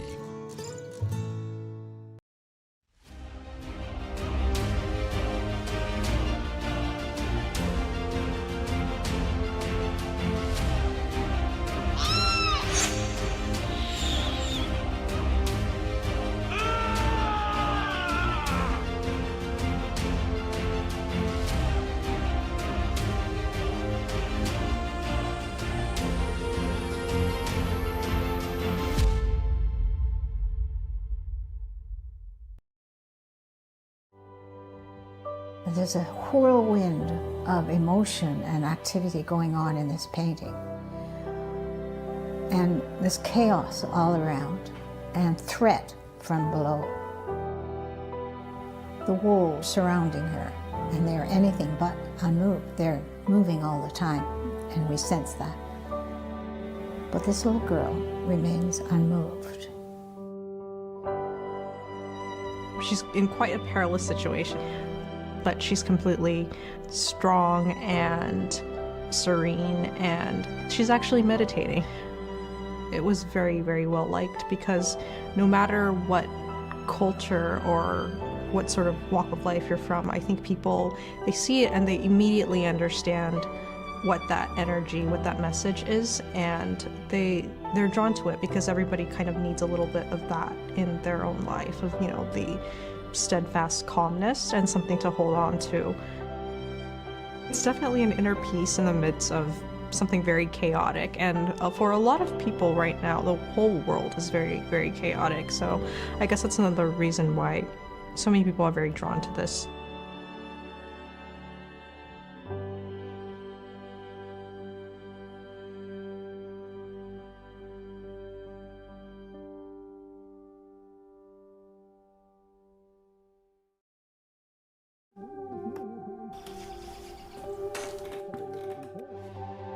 911, where's your emergency?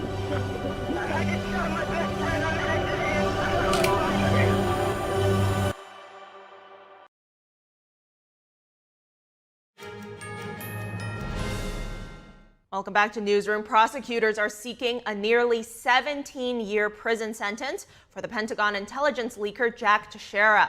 The former Massachusetts Air National Guard member pleaded guilty to leaking highly classified military documents about the war in Ukraine. Prosecutors said Teixeira carried out one of the most significant violations of the Espionage Act in American history. The 22-year-old admitted to illegally collecting some of the nation's most sensitive secrets. He shared these secrets with other users on the social media platform Discord. Teixeira's attorneys will argue that the U.S. District Judge should sentence him to 11 years in prison. He's scheduled to be sentenced on November 12th. The U.S. Central Command said today that the U.S. military has struck several camps of the Islamic State terrorist group in Syria this week. The airstrikes took place on Monday evening and targeted multiple locations and senior leaders of the terrorist group. As many as 35 terrorists were killed in the operation. The attacks followed several joint operations with Iraqi forces that targeted Islamic State terrorists in Iraq. The U.S. Central Command said that the recent strikes will disrupt the group's ability to plan and carry out attacks against civilians and U.S. allies in the region. They said there were no signs of civilian casualties from the strikes. Several Biden administration officials are traveling to the Middle East in a bid to de-escalate tensions. This comes as Israel begins airstrikes on northern Lebanon. Senior White House officials will visit Israel tomorrow, and the director of the CIA will be in Cairo, Egypt. The Biden administration said they are trying to resolve the conflicts in Gaza, Lebanon, and with Iran. Earlier today, Israeli forces began airstrikes on the historic city of Baalbek in northern Lebanon. Israel had previously ordered the entire city to evacuate. This marks the first time Israel ordered evacuations in northern part of Lebanon. North Korea might be launching an intercontinental ballistic missile around the time of the presidential election next week. This is according to South Korea, which sent its defense minister to the U.S. today amid growing tensions on the Korean peninsula.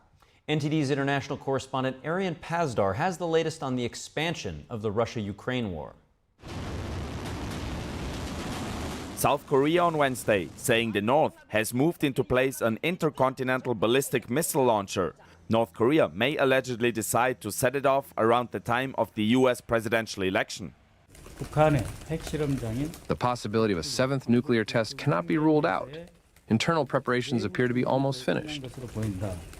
The lawmakers also commented on Russia's ties with North Korea, calling it a blood alliance. Now, these tests come as Pyongyang keeps strengthening ties with Russia. North Korea's foreign minister is in Moscow today, meeting Russian officials. That's as South Korea's defense minister is in the U.S., meeting counterpart Defense Secretary Lloyd Austin in D.C. Austin was seen receiving South Korea's defense minister as he arrived by car. Security Council resolutions agreeing not to provide military assistance to North Korea. Of course, we know that Putin has gone tin-cupping to get weapons from the DPRK and Iran. Turning to a pariah state like North Korea for troops just underscores how much trouble he is in. And we take this very seriously. The meeting between the two comes amid growing concerns over rising tensions between North and South Korea. The North allegedly issued firing orders to its troops at the Korean border. The South allegedly flew drones across the border to drop propaganda leaflets over Pyongyang. Arian Pastar, NTD News. Now for a shift in gears, we have some short headlines from around the world. Local authorities said that at least 72 people have been killed in flash floods in the eastern Spanish region of Valencia. Spain's prime minister said the government will use all necessary means to help victims of the deadly flash floods. Torrential rains yesterday left roads and towns submerged. Emergency services urged citizens to avoid any kind of road travel and to follow updates from official sources. Trains to the cities of Madrid and Barcelona were canceled because of flooding. Schools and other essential services were suspended in the worst-hit areas. More than 1,000 soldiers from Spain's emergency response units were deployed to the devastated areas. A large fire broke out this morning at the site of one of Britain's biggest defense companies in northwest England. Emergency crews are responding to the fire in a submarine shipyard. Police said it was reported around 12:44 a.m. local time today, with no nuclear risk, thankfully. 2 people have been hospitalized after suffering suspected smoke inhalation. The cause of the fire is still unknown. BAE Systems is one of the largest defense contractors in Europe, and its subsidiary, BAE Systems Submarines, headquartered in Barrow-in-Furness, builds and assembles the UK's nuclear submarines. Rescue teams searched for survivors in the rubble of a building in Argentina yesterday after a 10-story hotel collapsed. Authorities said an 80-year-old woman was rescued and an elderly man's body was found. Officials from the coastal city in the Buenos Aires province said between 7 and 9 people were believed to be inside at the time. This includes workers from a construction site allegedly operating without permits. The cause of the collapse has not been disclosed. Officials said 4 people linked to the construction have been arrested. State prosecutors in the Eastern European country of Georgia said today that they have begun investigating allegations of possible election fraud. The ruling Georgian Dream Party were declared the winner of a parliamentary election over the weekend. Official results gave Georgian Dream 54% of the vote and a clear majority in parliament. Opposition politicians say the result was illegitimate and said that they will boycott the chamber in protest. The prosecutor's office said it had summoned the Georgian president to testify tomorrow.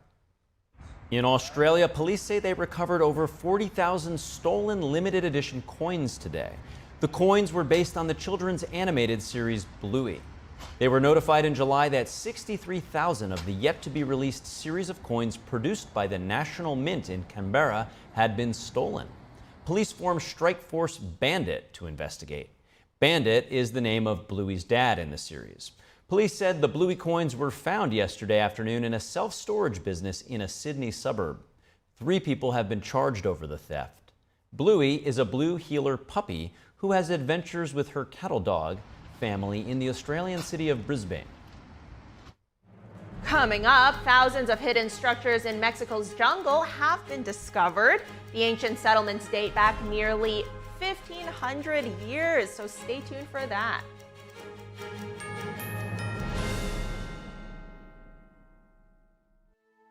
We come from a long line of farmers, and there's a sense of pride, but there's also a significant amount of pressure.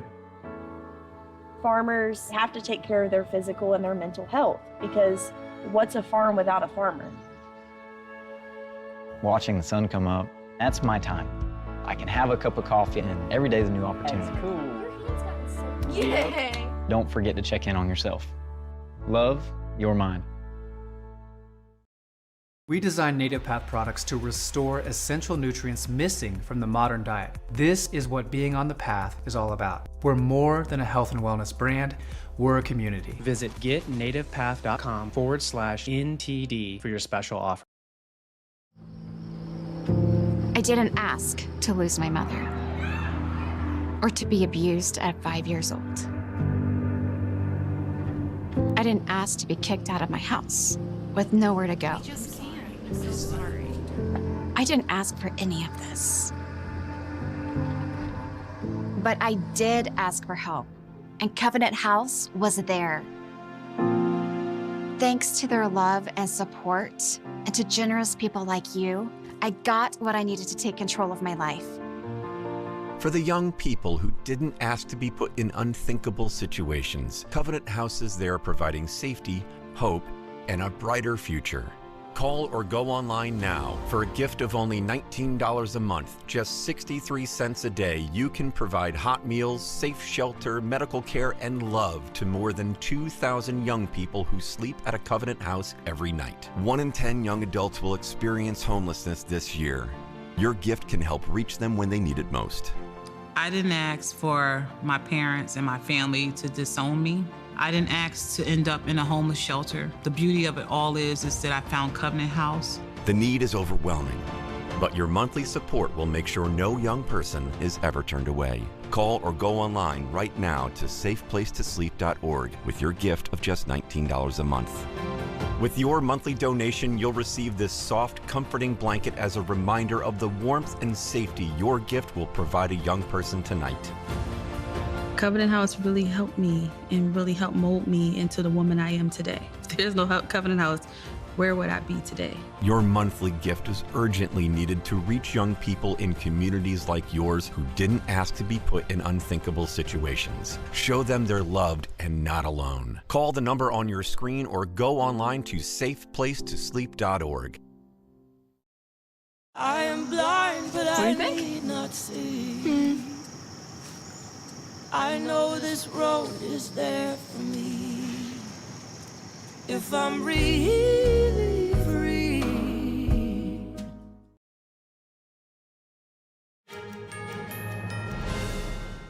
Welcome back. New products have sprouted from the famed Silicon Valley tech orchard. Apple has unveiled its new MacBook Pro models with updated M4 chips. The lineup features more powerful processors to attract creative professionals. With the rise in artificial intelligence tools, users have been looking to upgrade to laptops with more powerful chips. At the same time, the tech giant releases its free Apple Intelligence software update. It can be accessed in most regions worldwide for Macs with M1 chips or later. The device and Siri language need to be set to US English. The new line of MacBook Pro laptops are available for pre-order and start at $1,600. Researchers from Tulane University have discovered unexplored Mayan settlements in southern Mexico. A PhD student and his advisor found more than 6,500 structures in a jungle near the port city of Campeche. This includes an unknown city. We're finding LiDAR is helping us with this technology that's able to penetrate forest canopy and see what's on the ground below. The data that we look in these blocks of survey information is remnants of human activity on the landscape. That is, buildings that humans built, canals, roads, anything that is not a natural feature. The structures date back to nearly 1,500 years ago. The recent findings came with the help of a technology called light detection and ranging, or LiDAR. It creates 3D maps of the Earth's surface. This allows researchers to look through tree canopies and interpret what is on the ground beneath. After 5 years of restoration, Notre-Dame Cathedral in Paris is finally set to reopen to the public. However, there may be a slight change this time. That's right. Tourists might need to pay €5 to enter the building. This new measure aims to fund the cathedral's maintenance and has triggered mixed reactions in France. NTD's international correspondent David Vives has the story. In 2025, Notre-Dame Cathedral expects 15 million visitors after its reopening in December. However, it might no longer be free to visit the cathedral. French Culture Minister Rachida Dati has proposed charging a €5 entry fee for visitors to the monument. Dati believes this could generate approximately €75 million annually, which would help fund the preservation of churches across France. In France, religious sites including 5,000 monuments are free of charges to visit due to secularism law. While some French agree with making Notre-Dame an exception, the proposal doesn't sit well with all tourists who believe the entrance should remain free. I'm not in favor of it because I think Notre-Dame is our heritage, but also a place of worship. That should remain open to everyone. I had the exact same thought when we visited Saragon Church in Spain. We had to pay to get into a church, while normally you don't have to. I think that it is necessary to do maintenance work, and not only here, there are other churches. From what I have heard, the money will be shared with other places of worship, and I agree with that. And it kind of stops me from even wanting to visit, especially as a student who tries to travel to different places on a budget. I do not agree with the tax to visit a church. No, it's supposed to be free. God, it's supposed to be free. As a good Christian, you're supposed to contribute to the, I don't know if I say it right, but you're supposed to contribute and give some money to the church, but that's supposed to be from your heart, no charging the money. Supporters of the fee also suggest it could help to manage the influx of visitors. Some opponents recommend exploring alternatives like increasing the tourist tax on hotel stays to fund heritage preservation without imposing entry fees. Notre-Dame Cathedral is expected to reopen to the public on December 7th.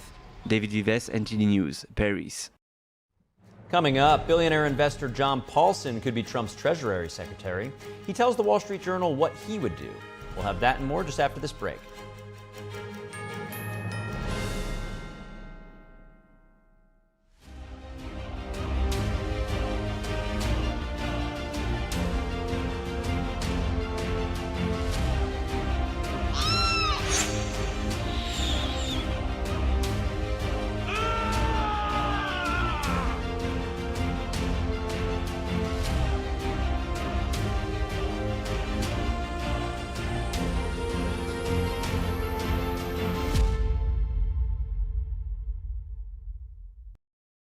Hi friends, Richard Karn here. Now I'm known as the guy who can fix just about anything, but the technology in most appliances requires very special training to fix. My point is, even I know when I've met my match, and that's why my family has Choice Home Warranty.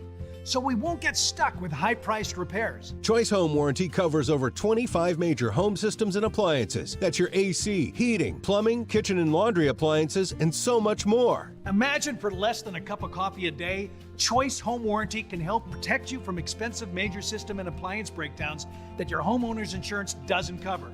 But you have to call now before it's too late. Every homeowner should have Choice Home Warranty. Your homeowner's insurance is not going to cover your appliances. Washing machine, dryer, refrigerator, air condition. If I had any issues arise, they were able to take care of it immediately. Now, homeowner's insurance won't protect you when your home's major systems and appliances break down due to normal wear and tear. But Choice Home Warranty will. They can help cover repairs and replacements. Choice Home Warranty is the best warranty we've ever used. It would save you so much money in the long run. Hey, I'm not the only one raving about Choice Home Warranty. They were named a Best Home Warranty Company and Best Claim Service by U.S. News 360 Reviews. Call Choice Home Warranty now and get access to a nationwide network of over 15,000 technicians and the latest appointment setting technology so you'll know when they're on their way. If I have an issue with an appliance or something around the house, I just call up Choice Home Warranty and I don't have to worry about that. So, do what this old DIYer did and call Choice Home Warranty now before something breaks down. Tell them I sent you and get your first month free. Call Choice Home Warranty before it's too late and get protection for your heating, AC, plumbing, kitchen and laundry appliances, and more. Call for your free quote today. Call in the next 5 minutes and get your first month free. 800-360-6782. 800-360-6782. For those who cherish tradition and stand for the values that built this great nation, Republican Red Winery proudly embodies the spirit of American greatness. Let's raise a glass to forging our own future, building a bigger, better, and stronger America. The best is yet to come.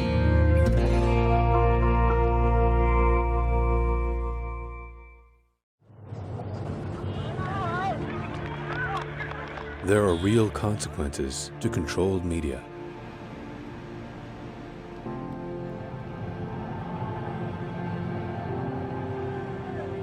And NTD's founders know them firsthand. Our freedom of thought is the price. This is the lesson that guides us in everything we do. So there's the tear gas there. We know the value of a free society. And we take seriously the responsibility to preserve it. We are NTD.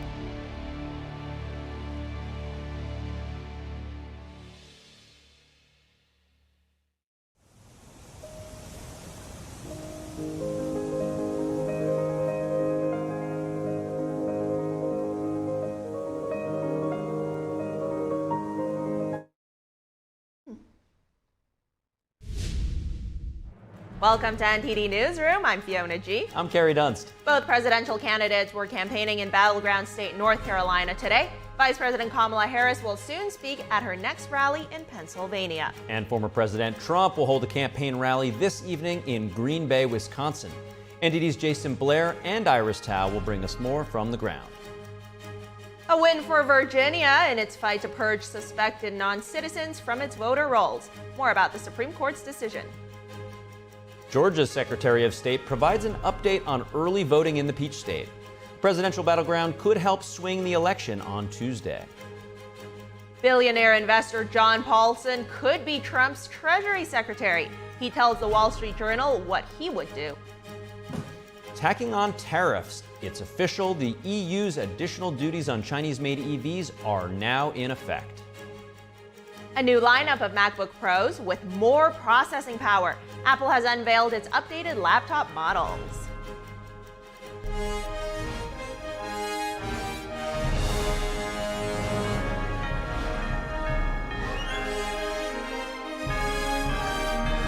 This is NTD Newsroom, live from our global headquarters in New York City. Georgia's Secretary of State Brad Raffensperger gave an update today on early voting in the Peach State. Yes, more than 3 million voters have cast ballots so far. Now, there are some reports of voters waiting in line for more than 30 minutes at a few popular voting locations. But during early voting, you can vote in any of your county precincts that are open on early voting. On day 2, Trish and I, we went to a North Fulton library. We looked at the line. It looked like a 30-minute line, but actually I think it's probably a 20-minute line because we've done such a great job with our electronic poll pads of moving people through the lines. So what we did is we went to another library, voted in 7 minutes, and that's what you can do, in and out the door, and it's quick. Georgia's Director of Elections, Blake Evans, expressed gratitude to election officials. He said all 159 counties are working hard. I was in Paulding a couple of days ago, and they had several voters that were there in line, and I timed from the last voter from the time it took them in the back of the line to get to the front, and it was under 15 minutes, and that was during the lunch hour rush. So they're just doing a tremendous job. I expect as we get into today, tomorrow, and Friday that we're going to see those numbers go up again. Typically what we see in advance in-person voting is that the last day of voting ends up being very, very high as people try to get their vote cast. The last day to vote early in Georgia is November 1st, before Election Day on November 5th. Moving on now, Arnold Schwarzenegger said on X today that he will be endorsing Vice President Harris. Schwarzenegger said that he typically doesn't do any endorsements and dislikes politics. He also said a second term for Donald Trump would create more division and negativity. Now, without mentioning Trump by name, Schwarzenegger did say that rejecting election results is very un-American. He has frequently voiced his criticisms of Trump in the past. Flash floods sweeping the eastern Spanish region of Valencia, and it has killed dozens following torrential rains yesterday that left roads and towns submerged. Dozens have been killed in floods sweeping through Spain's Valencia region, according to local authorities on Wednesday. This followed torrential rains on Tuesday, which left roads and towns submerged. Videos shared on social media showed people trapped by floodwaters. In some, people climbed trees to avoid being swept away. Other footage showed firefighters rescuing trapped drivers on flooded streets.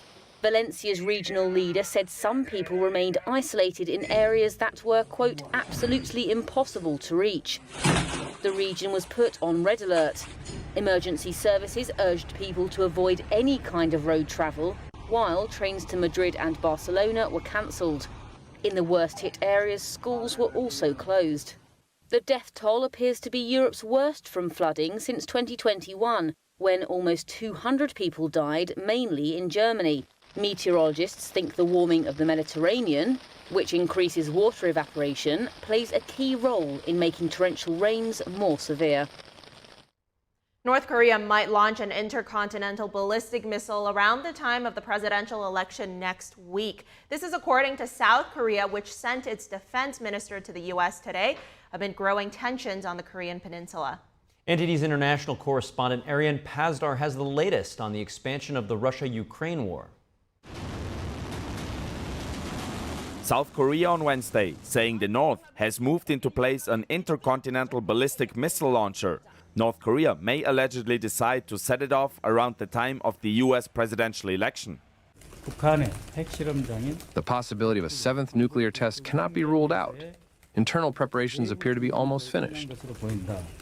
The lawmakers also commented on Russia's ties with North Korea, calling it a blood alliance.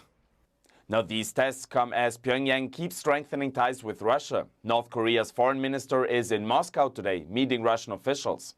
That's as South Korea's defense minister is in the U.S., meeting counterpart Defense Secretary Lloyd Austin in D.C. Austin was seen receiving South Korea's defense minister as he arrived by car. Security Council resolutions agreeing not to provide military assistance to North Korea. Of course, we know that Putin has gone tin-cupping to get weapons from the DPRK and Iran. Turning to a pariah state like North Korea for troops just underscores how much trouble he is in. And we take this very seriously. The meeting between the two comes amid growing concerns over rising tensions between North and South Korea. The North allegedly issued firing orders to its troops at the Korean border. The South allegedly flew drones across the border to draw propaganda leaflets over Pyongyang.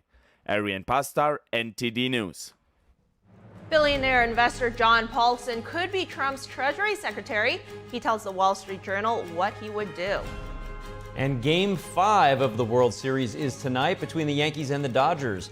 It's superstar Shohei Ohtani's first series, but members of one profession in his home country are barred from watching the play-by-play. We'll have that and more after the break.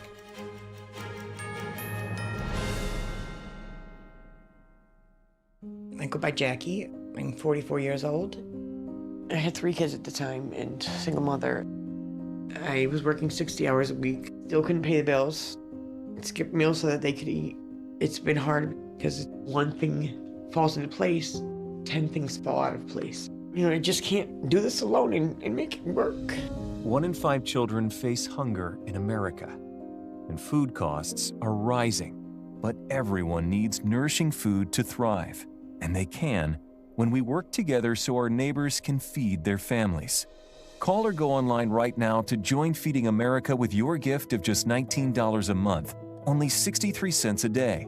Together, thanks to a nationwide network of food banks, dedicated volunteers, and the monthly support of people like you, we can fill plates with nutritious food for families across America.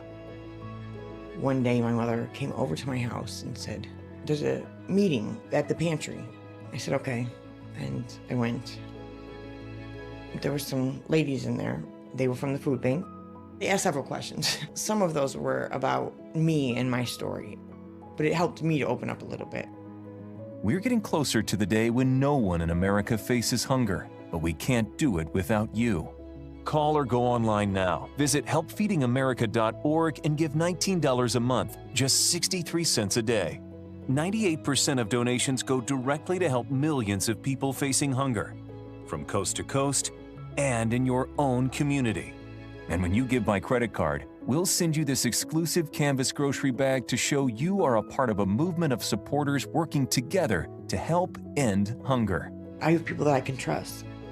I have hope. Please call now or make your monthly donation at helpfeedingamerica.org, and your gift can double in impact.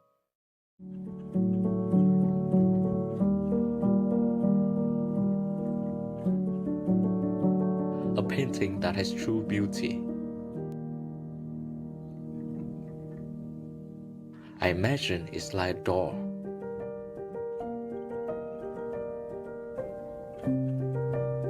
The artist holds the key to open the door and bring people to a purer world.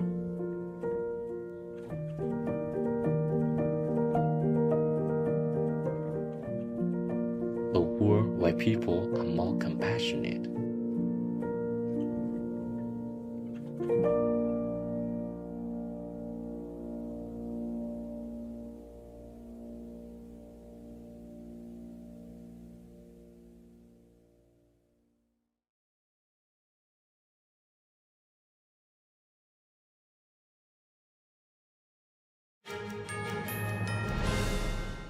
Welcome back. For today's Business Matters, we have Don Ma here with us. Don, good to see you. What's happening? Good to see you as well. So update from Japan, actually. So this is what's happening here. Traders in Tokyo have been benched from watching the World Series. So Game 5 of the Dodgers versus the Yankees is tonight. Major League Baseball and Fox Sports estimate that 12% of Japan's population tuned in to watch superstar Shohei Ohtani's World Series debut, but traders are excluded from that group. According to Bloomberg, an employee of Deutsche Bank told them that TVs on the company's trading floor in Tokyo are strictly for financial news channels. Traders are also not allowed to watch from their mobile devices in real time. The rule is largely for compliance reasons to prevent leaks or unapproved deals. Meanwhile, a popular weight loss drug maker has shed nearly $70 billion in market value, and this is in response to Eli Lilly's falling short of Wall Street sales estimates. The company ramped up production last quarter over outsized demand of its high-profile weight loss drug Zepbound and diabetes treatment Mounjaro. This was to fill back orders to wholesalers for both drugs. Now supplies are sitting in warehouses. CEO David Ricks told investors the sales miss was partially from wholesaler customers limiting stock due to financial and physical constraints since the drugs require refrigeration. An AI server maker Supermicro has lost its auditor and more than 30% of the shares in just one day. Supermicro revealed today that Ernst & Young has resigned as its auditor. The company has been dealing with issues over internal financial reporting. Supermicro says EY raised concerns this summer about its transparency and governance. Following an investigation, EY decided to resign after receiving additional information in the review process. Supermicro said it disagreed with the accounting firm's decision and does not expect this to impact its quarterly reports for fiscal 2024. Now, billionaire investor John Paulson is considered a top candidate for Treasury Secretary in possible Trump administration. He tells the Wall Street Journal that what he would do in the job, including massive spending cuts, tax cuts, and a team up with Elon Musk. Here's the story. Billionaire investor John Paulson is said to be a top contender for Treasury Secretary under a Trump presidency. Paulson told the Wall Street Journal he would work with Elon Musk to slash federal spending, extend Trump's 2017 tax cuts, and get rid of the renewable energy subsidies in the Inflation Reduction Act. He says all of these tax subsidies for solar, for wind, inefficient, uneconomic energy sources eliminate that. That brings down spending. Paulson says he also wants to encourage more energy production and says tariff threats can be a negotiating tactic. We live in a very unfair world where we have almost no barriers, foreigners selling here, and we face lots of tariff and non-tariff barriers exporting abroad. And that's left to devastation in many of the communities across the U.S. Paulson told Fox News in September that tariffs are the way to fix that. The 68-year-old investor was born in Queens, New York. He attended Harvard Business School and later founded his own hedge fund. Paulson & Co. is an investment advisory firm that was founded in 1994. We currently manage assets of approximately $36 billion using event-driven strategies. At the fund, Paulson became famous for betting against the 2008 housing market, what some call the greatest trade ever. Paulson & Co. made $20 billion. Paulson has also been a significant Republican donor. He's contributed to all three of Trump's election campaigns and has hosted fundraising events for the former president. Now, some good news for the economy. The GDP grew at a robust annualized rate of 2.8%, and the figure was slightly lower than economists had expected, but continues to dispel concerns that the economy may be slowing down. This latest report is the last major piece of economic data before the November election. According to the Bureau of Economic Analysis, the growth was boosted by a surge in consumer spending and a pickup in exports and strong federal government spending. The new data comes weeks after the Federal Reserve cut its benchmark interest rate by 0.5 percentage point. Now, a warning for drivers. Staged car accidents are on the rise. It's becoming a significant issue in California, New York, and Florida.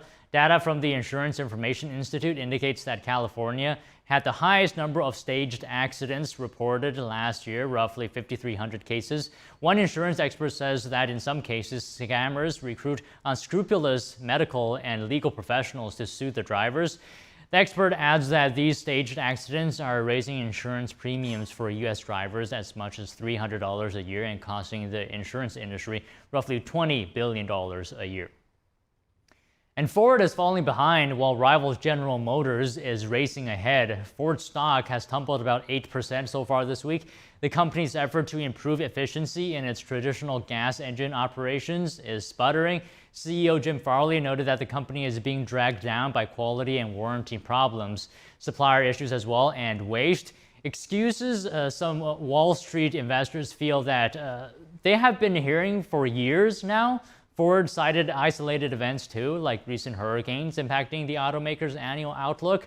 Some investors are also annoyed at Ford for preserving cash and paying a dividend instead of engaging in a stock buyback like GM, whose shares are up 43% this year.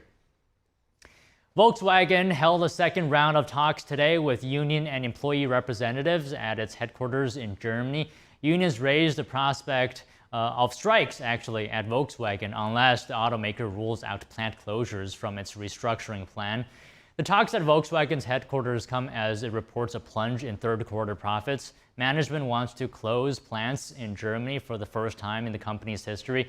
High costs and growing competition are weighing on Europe's biggest automaker. Labor leaders said they also plan to cut tens of thousands of jobs and reduce wages by at least 10%. Now, the EU has announced an increase of tariffs on Chinese electric vehicles. That's on top of the current 10% currently levied on car imports. Here are the details on the new tariffs that will go into effect today. In a move sure to rile Beijing, the EU plans to raise tariffs on Chinese-made electric cars. The new duties will range from 7.8% for Tesla to over 35% for state-backed firm SAIC. That's on top of a standard 10% import levy.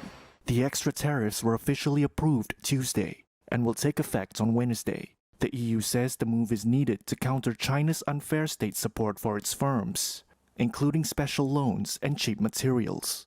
It says millions of extra Chinese EVs are likely headed to Europe otherwise, with the US and Canada having already imposed their own steep duties. The China Chamber of Commerce in the EU expressed deep disappointment over what it called an unfair measure and criticized slow progress on talks over the issue. Beijing has responded with investigations into EU brandy, dairy and pork, and has challenged the EU's actions at the World Trade Organization. European car makers are dealing with an influx of cheaper electric cars from China, which now hold 8% of the EU market, up from less than 1% in 2019. That could reach 15% by 2025, with prices for Chinese cars typically 20% lower than European-made vehicles. Some EU member states aren't happy with the EU move. Germany, the region's largest car maker, was among countries opposed, fearing its big auto exporters could face retaliation. The country's economy ministry has called for a diplomatic solution to reduce trade tensions and protect EU industry. And staying in the EU, the Eurozone economy grew faster than expected last quarter, but was it enough to improve a weak outlook? Here's a closer look on that. Official data showed Wednesday gross domestic product in the 20 countries sharing the euro grew by 0.4% from the previous 3 months. It beat expectations but still showed weakness as industry stayed in recession. Household consumption also barely grew. The bloc stayed on pace for full-year growth at or just under 1%. The biggest surprise in Wednesday's numbers came from Germany. Europe's largest economy grew by 0.2% on higher public and private consumption. That was despite officials predicting a recession given the struggles of its huge industrial sector. France and Spain also showed unexpected resilience, but the figures indicate the bloc is still behind the US, which reports annual growth figures Wednesday. On Tuesday, US presidential candidate Donald Trump threatened Europe will pay a big price if he wins. He's also promised to impose a 10% tariff on imports from all countries. Any new tariffs would likely lead to retaliation, raise costs, and lower global trade. US trade hostility would come on top of escalating tensions with China. The EU decided this week to raise tariffs on Chinese-built electric vehicles to as much as 45.3%. Looking ahead, markets have priced in another interest rate cut from the European Central Bank of 25 basis points in December. Britain's government unveiled tax increases in borrowing worth some $94 billion per year as part of their first budget. The costs of the new taxes were largely borne by businesses, but they are expected to have a knock-on effect as well on workers and the national economic growth. NTD's international correspondent Malcolm Hudson has more for us from London. This government was given a mandate to restore stability to our economy and to begin a decade of national renewal. British Chancellor Rachel Reeves announced the UK's biggest tax increases since 1993 as part of the new Labour government's first budget. These will raise over $52 billion per year, much of this tax burden falling on businesses. This comes alongside $42 billion per year of increased borrowing. Reeves said working people will not see higher taxes in their payslips. So I say to working people, I will not increase your national insurance, I will not increase your VAT, and I will not increase your income tax. National insurance is the tax to fund the National Health Service, or NHS. Reeves didn't increase the employee contribution, but did increase employers' national insurance contribution and lower the threshold at which it needs to be paid, which will raise some $32 billion. Now, the Labour Party had promised not to raise taxes on working people during their election campaign, but this national insurance increase on businesses means it will be more expensive to employ people. The Institute for Fiscal Studies said this will hit businesses employing low-paid workers the hardest and will ultimately mean this tax increase will be paid for by working people. Reeves said this cash injection will bring hospital waiting lists down to a maximum of 18 weeks. The increased tax revenues will also be used in defence, schools and house building projects. The Office for Budget Responsibility warned the tax rises will weaken long-term growth. Other tax increases include changes to inheritance tax that would mean inherited pensions will be brought into the tax in 2027.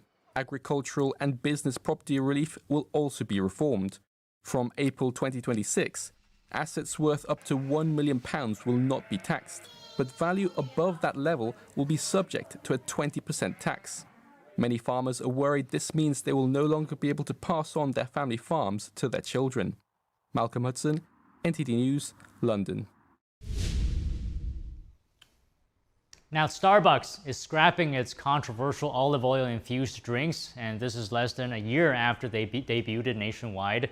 The lineup of Oleato drinks will be eliminated from Starbucks menus in the US and Canada beginning in early November. The Oleato lineup was former CEO Howard Schultz's idea. The beverages were met with largely negative responses from media and consumers. Now, listen up, parents. A major baby powder recall is growing. The Food and Drug Administration has expanded a recall of Dynacare brand baby powder made by the Dynarex Corporation. The recall expansion is due to recent tests that indicate the possible risk of asbestos. The FDA says the recall is now affecting products in 35 states, up from just 12 states in September. The company says it has stopped the distribution of the products and is investigating to determine what caused the contamination of the talc. And new Apple products. The iPhone maker has unveiled its new MacBook Pro models with updated M4 chips. The lineup features more powerful processors to attract creative professionals. With the rise in artificial intelligence tools, users have been looking to upgrade to laptops with more powerful chips. At the same time, the tech giant released its free Apple Intelligence software update. It can be accessed in most regions worldwide for Macs with M1 chips or later. The device and serial language need to be set to US English.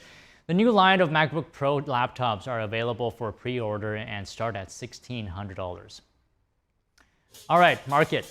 S&P 500 and NASDAQ closed lower today as chip stocks tumbled and investors await a host of corporate earnings. Microsoft and Meta Platforms are set to report results after the bell. The information technology sector was the biggest decliner here today.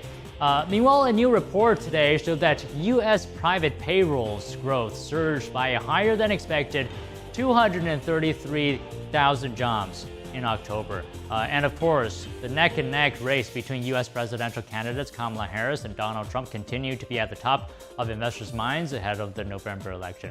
All right, that's all the stories I have for you guys on Business Matters. Back to you guys, Carrie, Fiona. Thanks for that, Don. Coffee and olive oil. What could go wrong? You know, it's interesting. I haven't heard about this at all. You know, if they had promoted it a little more, I would have gone to try it. Well, I have heard about it, but now since that they're scrapping the idea, I think it's safe to say that in the beginning, I didn't even think it was a good idea. I mean, I don't even like a lot of oil in regular food. Adding that to coffee, I don't know. Doesn't sound like a perfect match for me. Well, they should add you to their marketing team. Called it from the beginning, it seems. I don't know. I feel like you drizzle a little olive oil and the magic happens. So I must be in the minority. So maybe for salads. There you go. We'll see you back here tomorrow, Don. Thank you. Coming up, the swing state of North Carolina is in the spotlight with the presidential race less than a week away. NTD's election data analyst reveals how big population changes could shake up the election. Stay with us here on NTD News.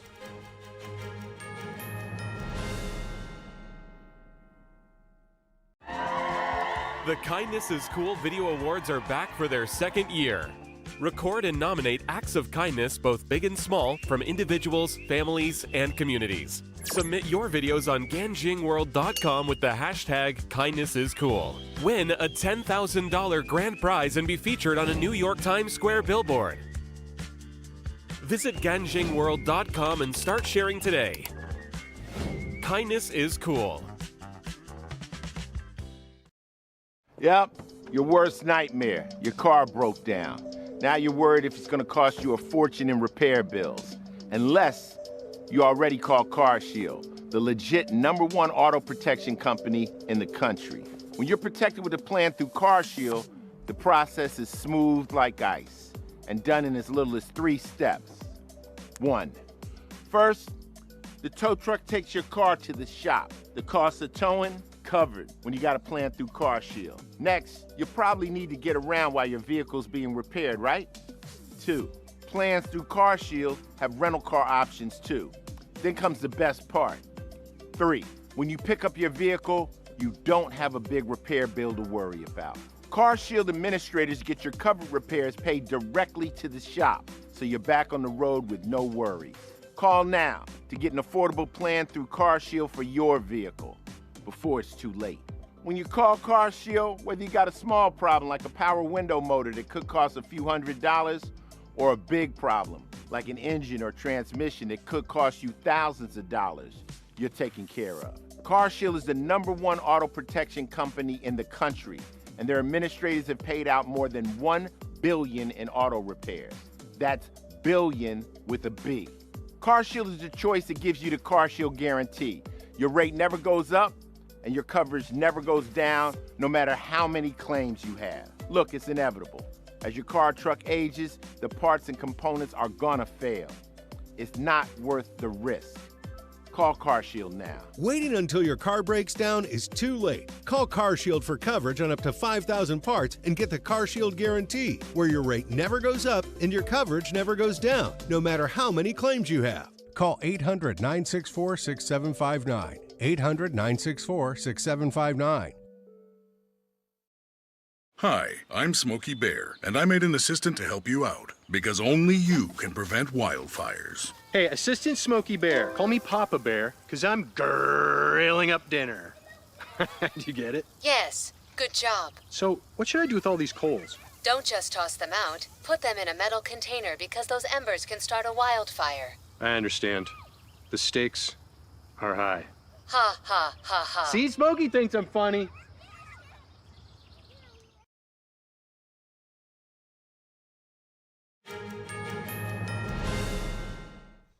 The U.S. Supreme Court ruled today that Virginia will be allowed to continue its purge of suspected non-citizens from its voter rolls. Yeah, that's right. The High Court's decision comes less than 1 week away from Election Day. And NTD's Washington correspondent Jack Bradley is at the Supreme Court with the details.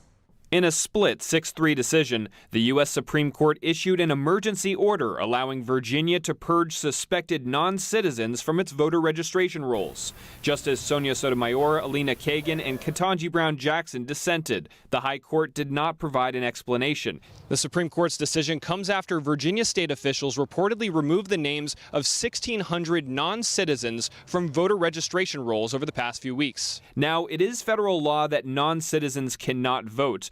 But then there's the concern raised by the Department of Justice that some of those removed from the voter rolls were citizens and just didn't fill out their DMV forms properly or became citizens only very recently. The decision overturned an appellate court's ruling that said that taking names off of voter rolls within 90 days of an election violated a federal law. The Supreme Court will also have to make another decision that could potentially affect tens of thousands of voters in Pennsylvania. That is, whether a voter can submit a provisional ballot if they improperly submitted a mail-in ballot already. All of this comes amid an incident of suspected voter fraud in Pennsylvania. On Friday, the Lancaster County District Attorney said that detectives found fraud on 2,500 voter applications, including wrong addresses, wrong voter information, duplicate handwriting, and non-matching signatures. Former President Trump brought this up at a rally in Allentown, Pennsylvania on Tuesday.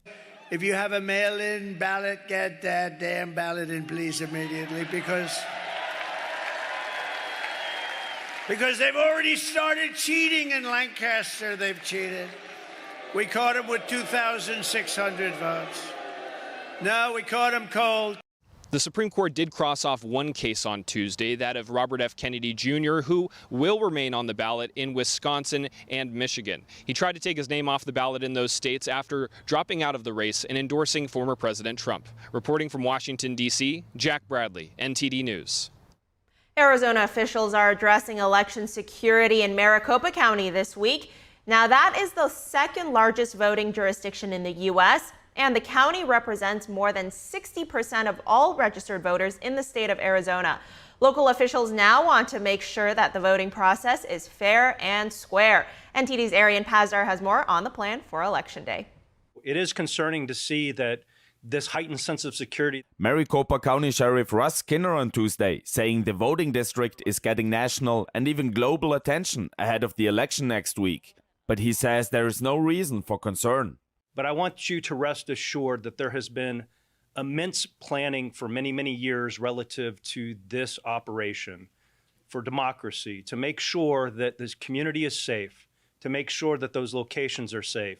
The sheriff also talked about theories regarding the deployment of snipers, which have been making the rounds. I don't discuss operational plans. I will say that I have resources. My resources and equipment are dialed up and ready to go. And this is very fluid as the environment and conditions dictate. The Maricopa County Director of Elections did give more details regarding the security measures they're taking at voting sites. We have permanent fencing as well as temporary fencing. We have invited the sheriff's office to be on site, to be there on Election Day and the days after as we're doing the counting. Bill Gates, the chair of the County Board of Supervisors, says it's sad that security has become such a big topic in recent elections. I think all of us, as we were growing up, we don't remember this being an issue. You know, it was Election Day. You would get out there, you would, work for your candidates, vote for your candidates, and then wait for the results to come in. The political landscape in Arizona and its diversity make it a key swing state in this year's presidential election. Some people tell me, oh, you're from California, we don't want anybody liberal coming here.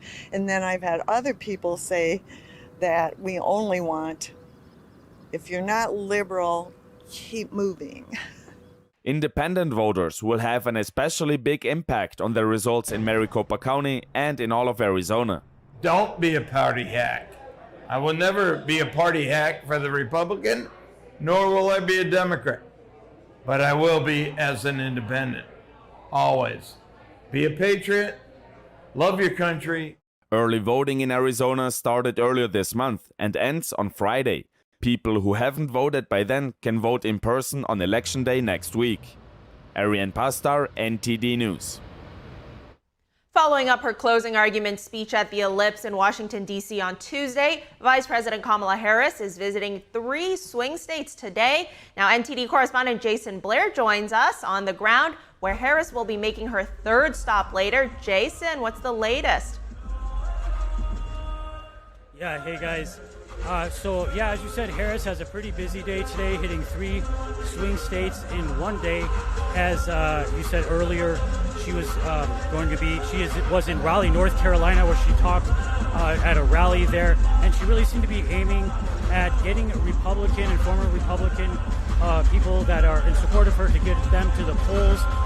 She definitely put country before party, which is one of her campaign slogans that she's been using, and she definitely was using that in Raleigh, North Carolina. And I do have a clip from her talk earlier today. Have a look. I pledge to seek common ground and common sense solutions to the challenges you face. I am not looking to score political points. I am looking to make progress. And I pledge to you, I will listen to experts.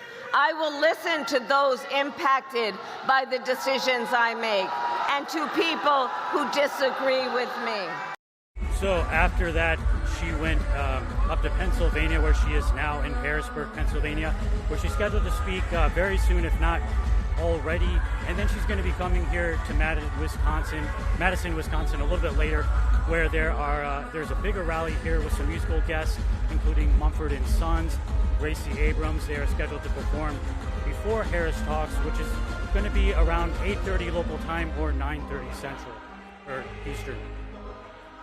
Now, Jason, there has been some fallout we've seen with President Joe Biden appearing to be calling supporters of former President Trump garbage. Has the vice president commented on this? Yeah, as far as Biden actually did clarify those comments online, he claimed that those comments were actually aimed at the joke that was made at Madison Square Garden during the Trump event there. However, Vice President Harris did comment on that earlier today. She spoke with reporters before flying out to North Carolina. Have a look at that clip. Strongly disagree with any criticism of people based on who they vote for. You heard my speech last night and continuously throughout my career. I believe that the work that I do is about representing all the people, whether they support me or not.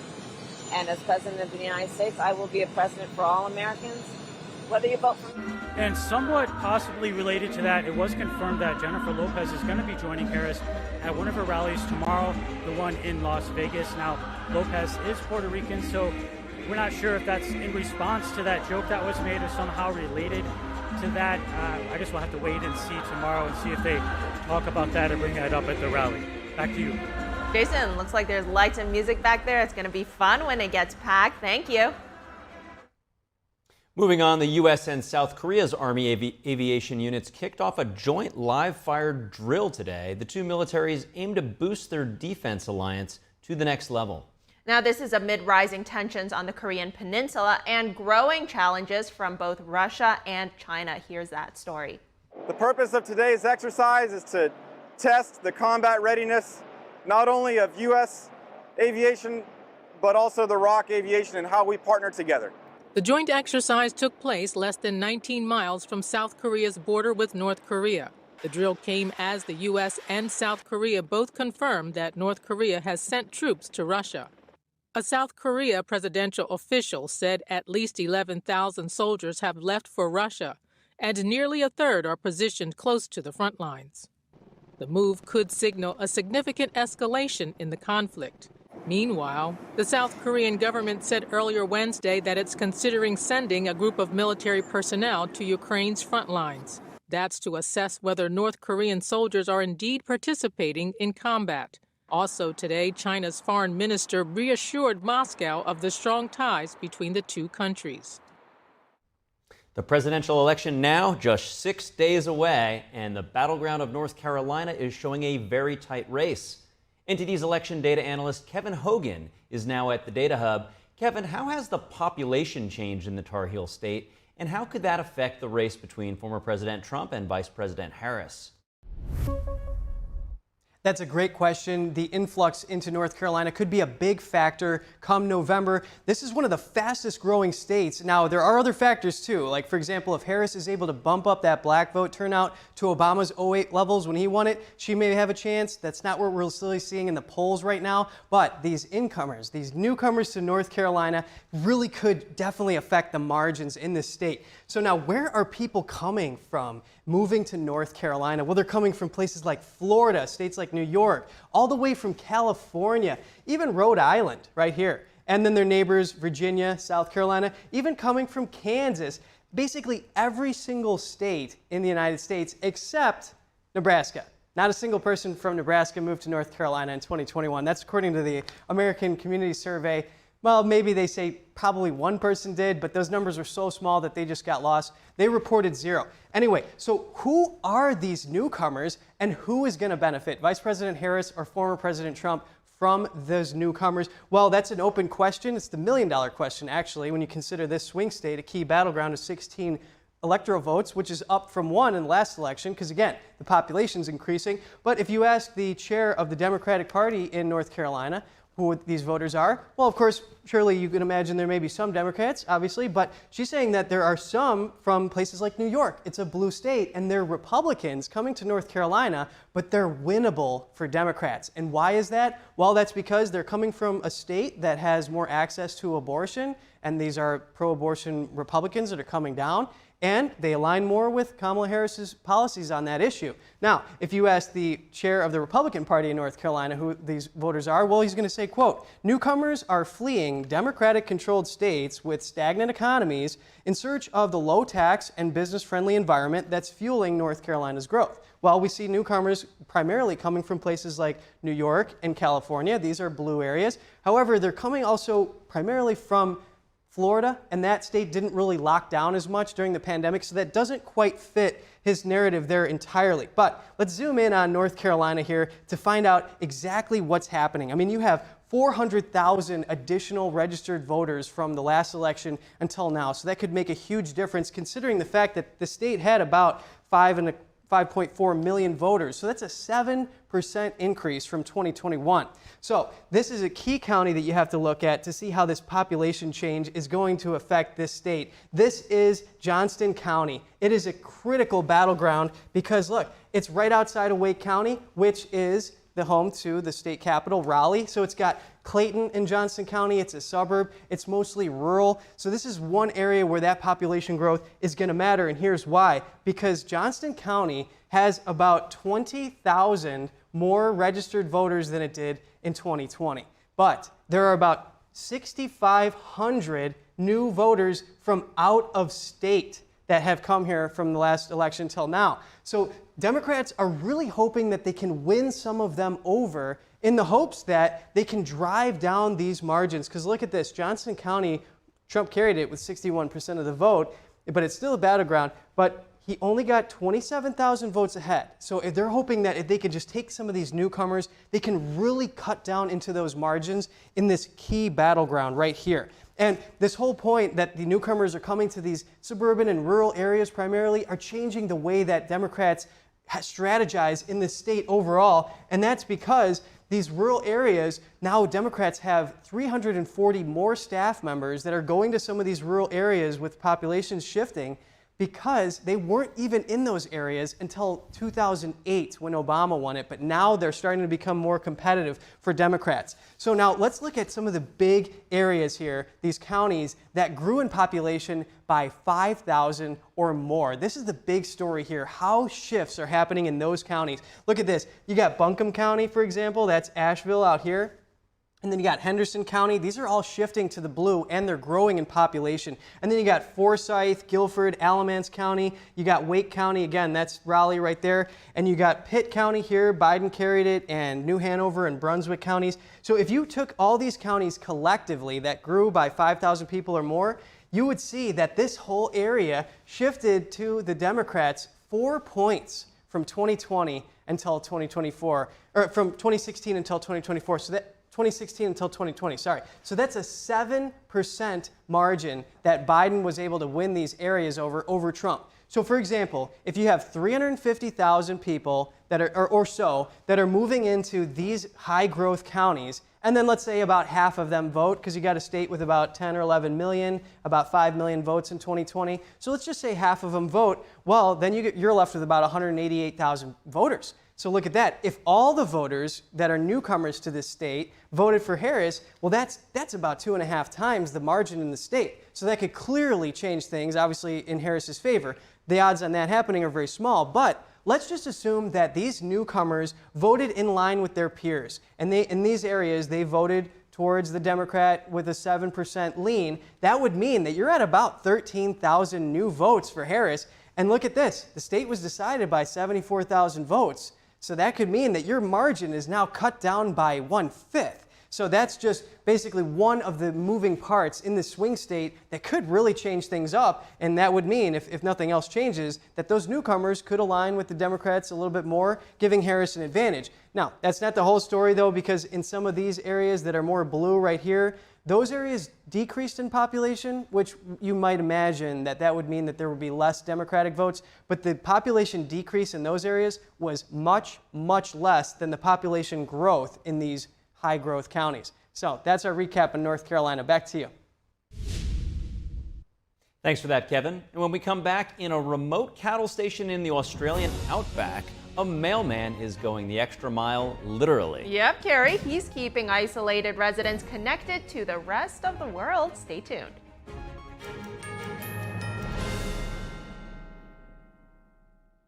No young person should ever have to worry about having a safe place to sleep at night, or a warm meal to eat, or whether anyone cares about them.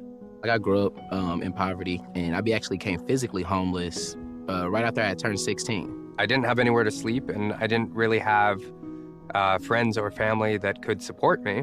To be homeless as a teen, I didn't ask for that. 1 in 10 young adults will experience a form of homelessness this year, and that's unacceptable. But the good news is there is an organization making a big difference. Covenant House. For the young people who didn't ask to be put in unthinkable situations, Covenant House is there providing safety, hope, and a brighter future.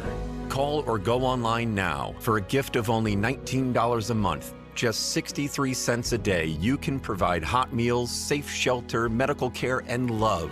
For over 50 years, Covenant House has been helping youth in crisis and giving them the support and tools they need to succeed in life. Without the Covenant House, I honestly could not tell you where I would be today.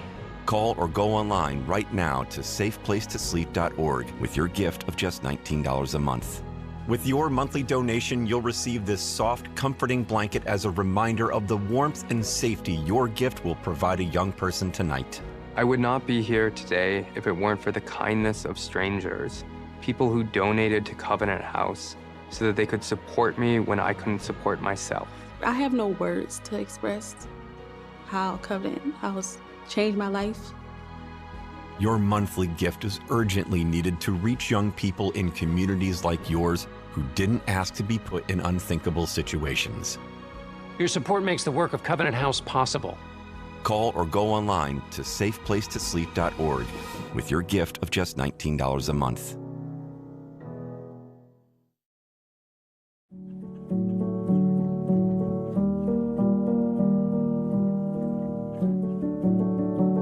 A painting that has true beauty. I imagine it's like a door.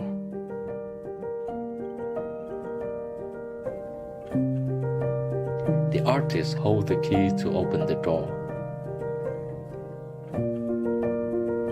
and bring people to a purer world.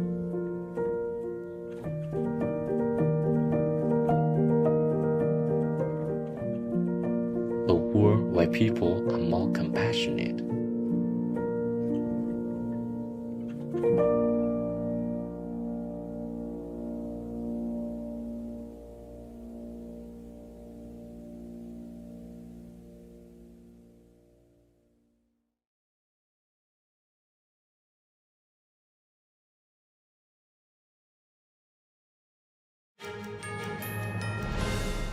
Thanks for staying with us. Now, living on a remote cattle station in the Australian outback often means traveling hundreds of miles just to pick up the mail or get some supplies. A mailman in one area of South Australia has been making sure that his isolated customers stay connected to the rest of the world.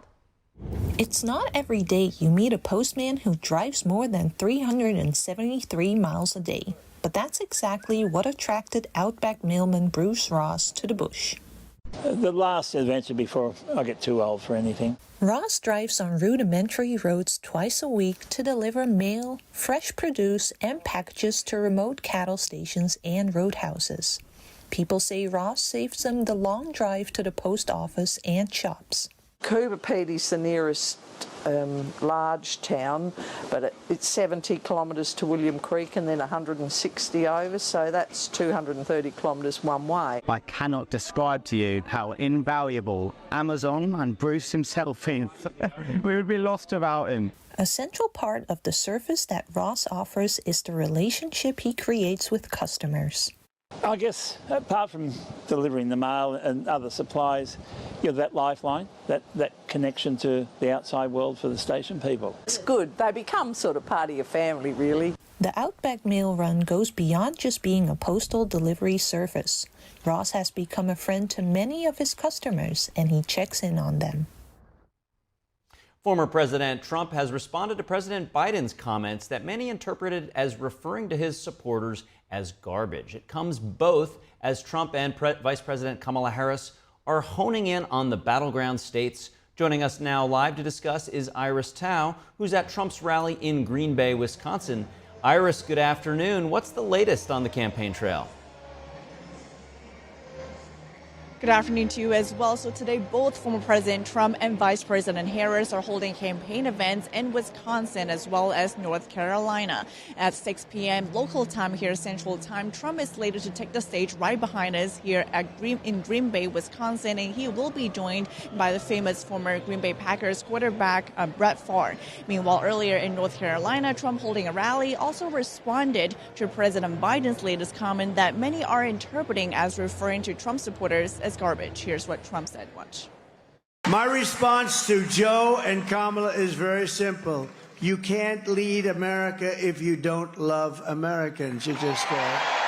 6 days, can you imagine? I will end inflation. I will stop the massive invasion of criminals into our country. And it comes as both President Biden and Vice President Harris's campaign are seeking to clarify President Biden's comments, saying he was referring to what they called the racist rhetoric by a comedian at Trump's Madison Square Garden rally this past weekend and not referring to Trump supporters. The White House today also chimed in, saying President Biden wanted to post on social media himself to clarify his comments and that he was not referring to Trump supporters. Here's what the White House press secretary was saying today. Watch. He does not view Trump supporters or anybody who supports Trump as garbage. That is not what he views. If the president has said this for more than 3 years now, he has said multiple times that he is a president for all. It doesn't matter if you live in a red state. It doesn't matter if you live in a blue state. And Press Secretary Karine Jean-Pierre today also said that President Biden plans to attend the 2025 presidential inauguration, no matter who wins. She says that President Biden is a president for Americans, no matter which party they belong. Meanwhile, former President Trump is also seeking to project the message of unity, saying how he has united the American people and that his movement, quote, has brought in Americans from every race, religion, color, and creed. We do expect to hear more from Trump tonight here in Green Bay, Wisconsin, and that's as Trump apparently is preparing for the final days of his campaign. And yesterday, at his remarks in his Florida estate, Mar-a-Lago, he also commented on the state of the race, saying how it's a long and hard campaign and a great campaign that is coming to an end. So we do look forward to one of his closing arguments just a few days from the election. Back to you. That's NTD's Iris Tao in Green Bay, Wisconsin on the campaign trail. Thanks, Iris. Thank you for watching NTD Newsroom today. Please join Tiffany Meyer for the NTD Evening News at 6 p.m. Eastern, 3 Pacific. I'm Carrie Dunst. I am Fiona G. Have a great evening and see you tomorrow.